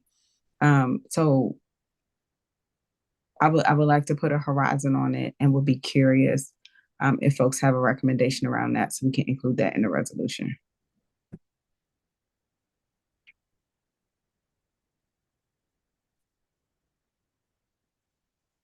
Or if they don't, we can also discuss all these things via email as a full board. I think that this time that makes the most sense. Okay, perfect. Representative Goulet, I'm coming to you. I just put this up here as a procedural matter and we'll try to get it done. I mean, I think, I don't know whether Executive Director Butler's had an opportunity to reconsider whether, since we were on, we were on the link that we clicked on the calendar and we were in the meeting, we could hear the meeting, Representative Patterson and I both voted, and we had a staff member there who could hear our votes, whether that, I mean, it's ultimately the parliamentarians ruling on it, but was that considered voting? Have you had a chance to look at that? Well, yeah, so you all were actually in a different meeting, and the reason you could hear because Darren was in it on his computer, but no one else in our meeting could hear you at all. In the meeting, we didn't like hear you all say anything. And it's not a meeting, it's not a thing that we don't want you all to vote or we want to take away your vote, or anything like that. But it's like, because I even checked after the meeting started to see if there were any other members that came in, so we could count those members present even after we done the roll, but before we voted. But again, you all can rescind it, but because it's connected to an SR, you would have to do that at the public meeting. Yes. So, So you couldn't do it tonight. Well, one, you don't have quorum anymore, but if you wanted to rescind that resolution at the public meeting later in November, you can, and then revote or recall that resolution for a vote. You could, but that would have to happen at a public meeting. Yeah, can I? Couldn't happen at a Yeah, I would rescind and then I would just, yeah, and I understand we can't do it at the working session. So I'd like to just mention right now, because I need to mention it at the working session, so I think it can be agendized for the public meeting. I'd like to do the motion to rescind SR 2423, and I'll be glad to move that at the working session. And then just a parliamentary question, do I then need to do a new resolution or could we re-vote on that resolution? If we Well, rescind? if you rescind it, it's not a matter of a new resolution. Well, Because you're still voting on the exact same thing. no, is, okay, well, we can figure that out. I thought I would have to do a new one if I rescinded it. When you 'Cause I say can't- you, I'm very confused. You mean the staff would have to put a new number on it? No, that a member would have to introduce a new resolution altogether, because I think that would be amending. Like, if you do a Robert's rules to amend a resolution, you have to do that at the meeting. It's the same issue with a motion to reconsider. So under Roberts, if you do a motion to reconsider or you do motion to amend, that's got to be at the same meeting. So I don't think I can rescind it and then amend it, because then I would have to do it at the same meeting. So I think I have to rescind it, and then we have to do a new resolution. I don't think we can do the same one, but I may be wrong on But that. when you say are you saying we just need to give it another number?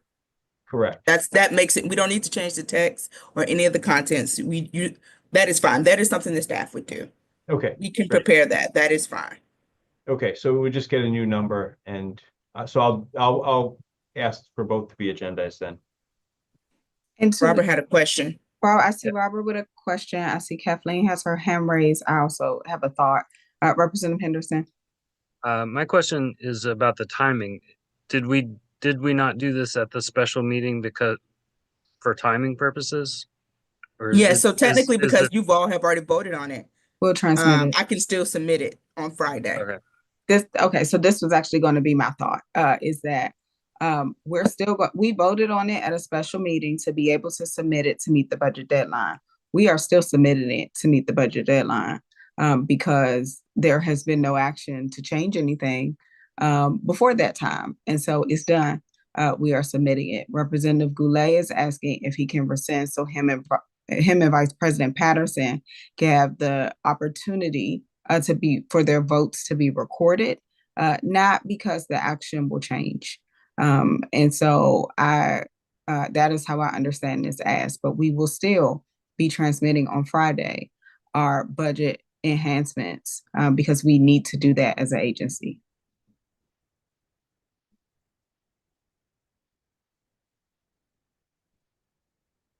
Any other thoughts, questions, feedback?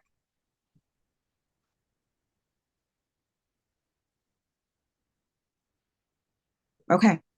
That was the only item, correct, Representative Goulet? Yes, I think, yeah, those would be those two, they'll have to be moved separately, but yes, those two items. Okay, thank you. Representative Henderson. Yeah, I just had wanted to float the idea of either a resolution or a letter, whichever you think is appropriate, to request that council establish an education committee. And I think that would have to happen soon, like quickly, whichever route we took. My sense of timing is bad right now because I'm bad right now. But if it's the soonest action we could take would be a letter, because we don't have to do that in a public meeting. The less soon option, but still near term, would be if someone wanted to introduce a resolution at the public meeting.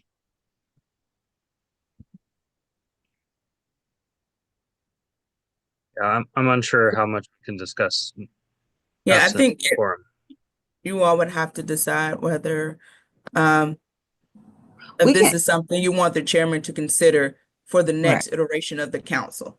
So he won't be, he may think about it, but then no decision will be made on it until January. My 2 cents is right. My 2 cents would be, and I see Representative Goulet, a letter might be just quicker to get done. I don't know.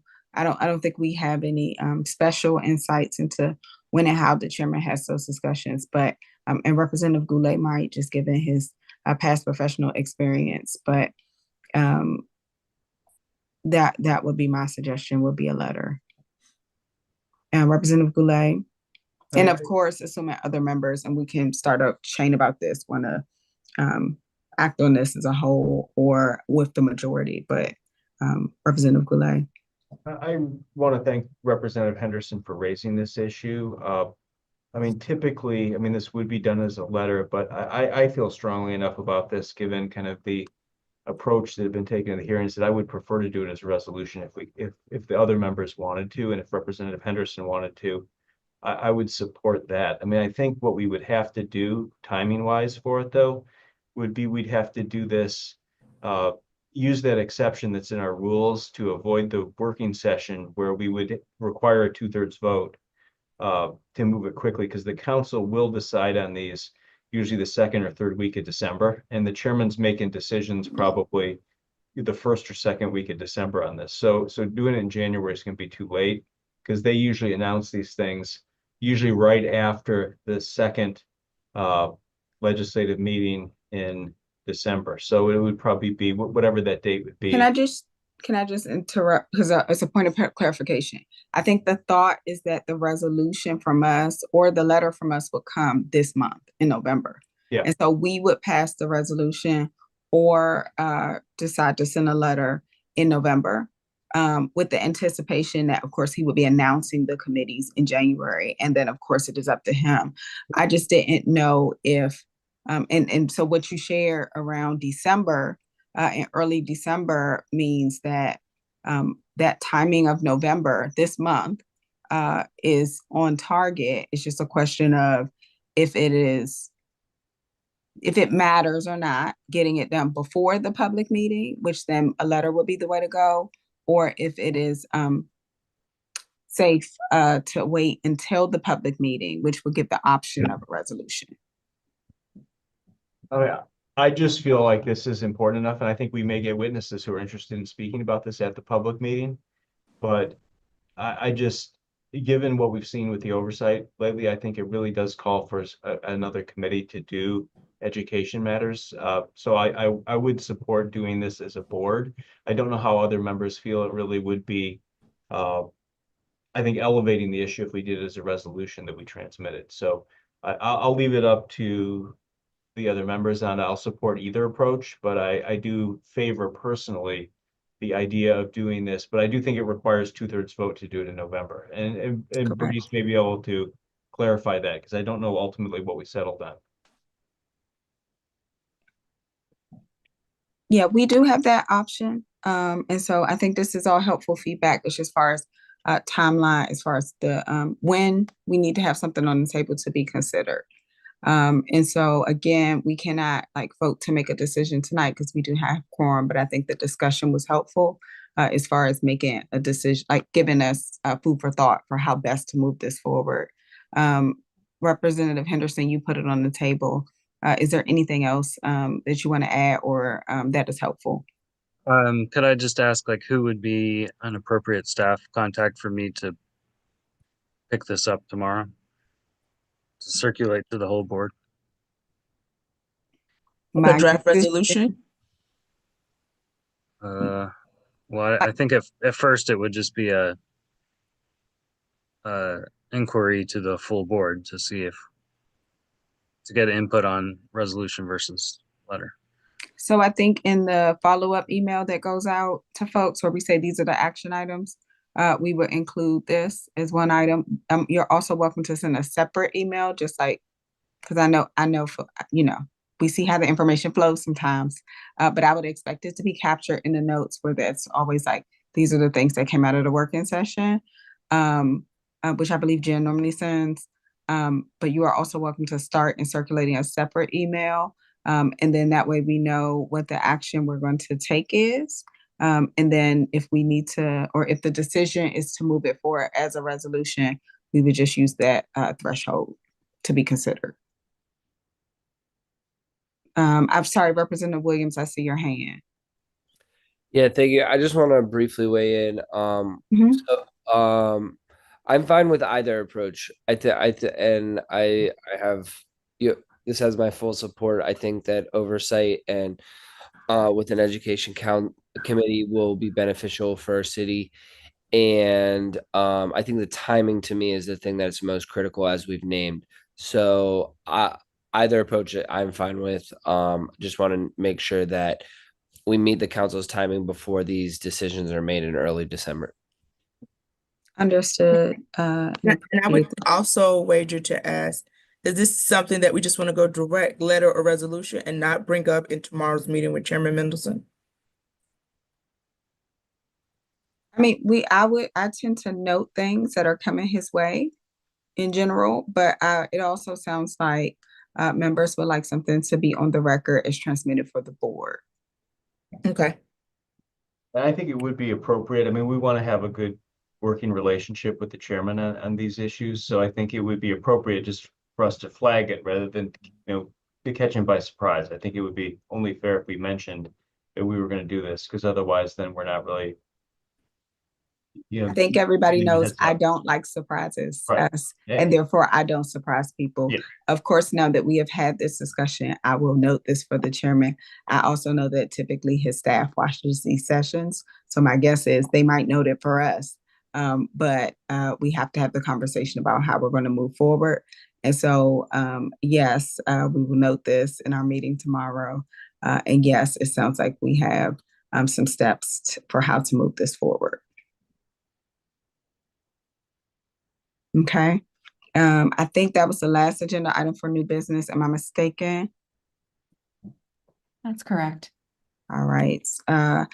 Thank you, everyone. If that is the last new business item, I want to thank everybody for their time engagement tonight.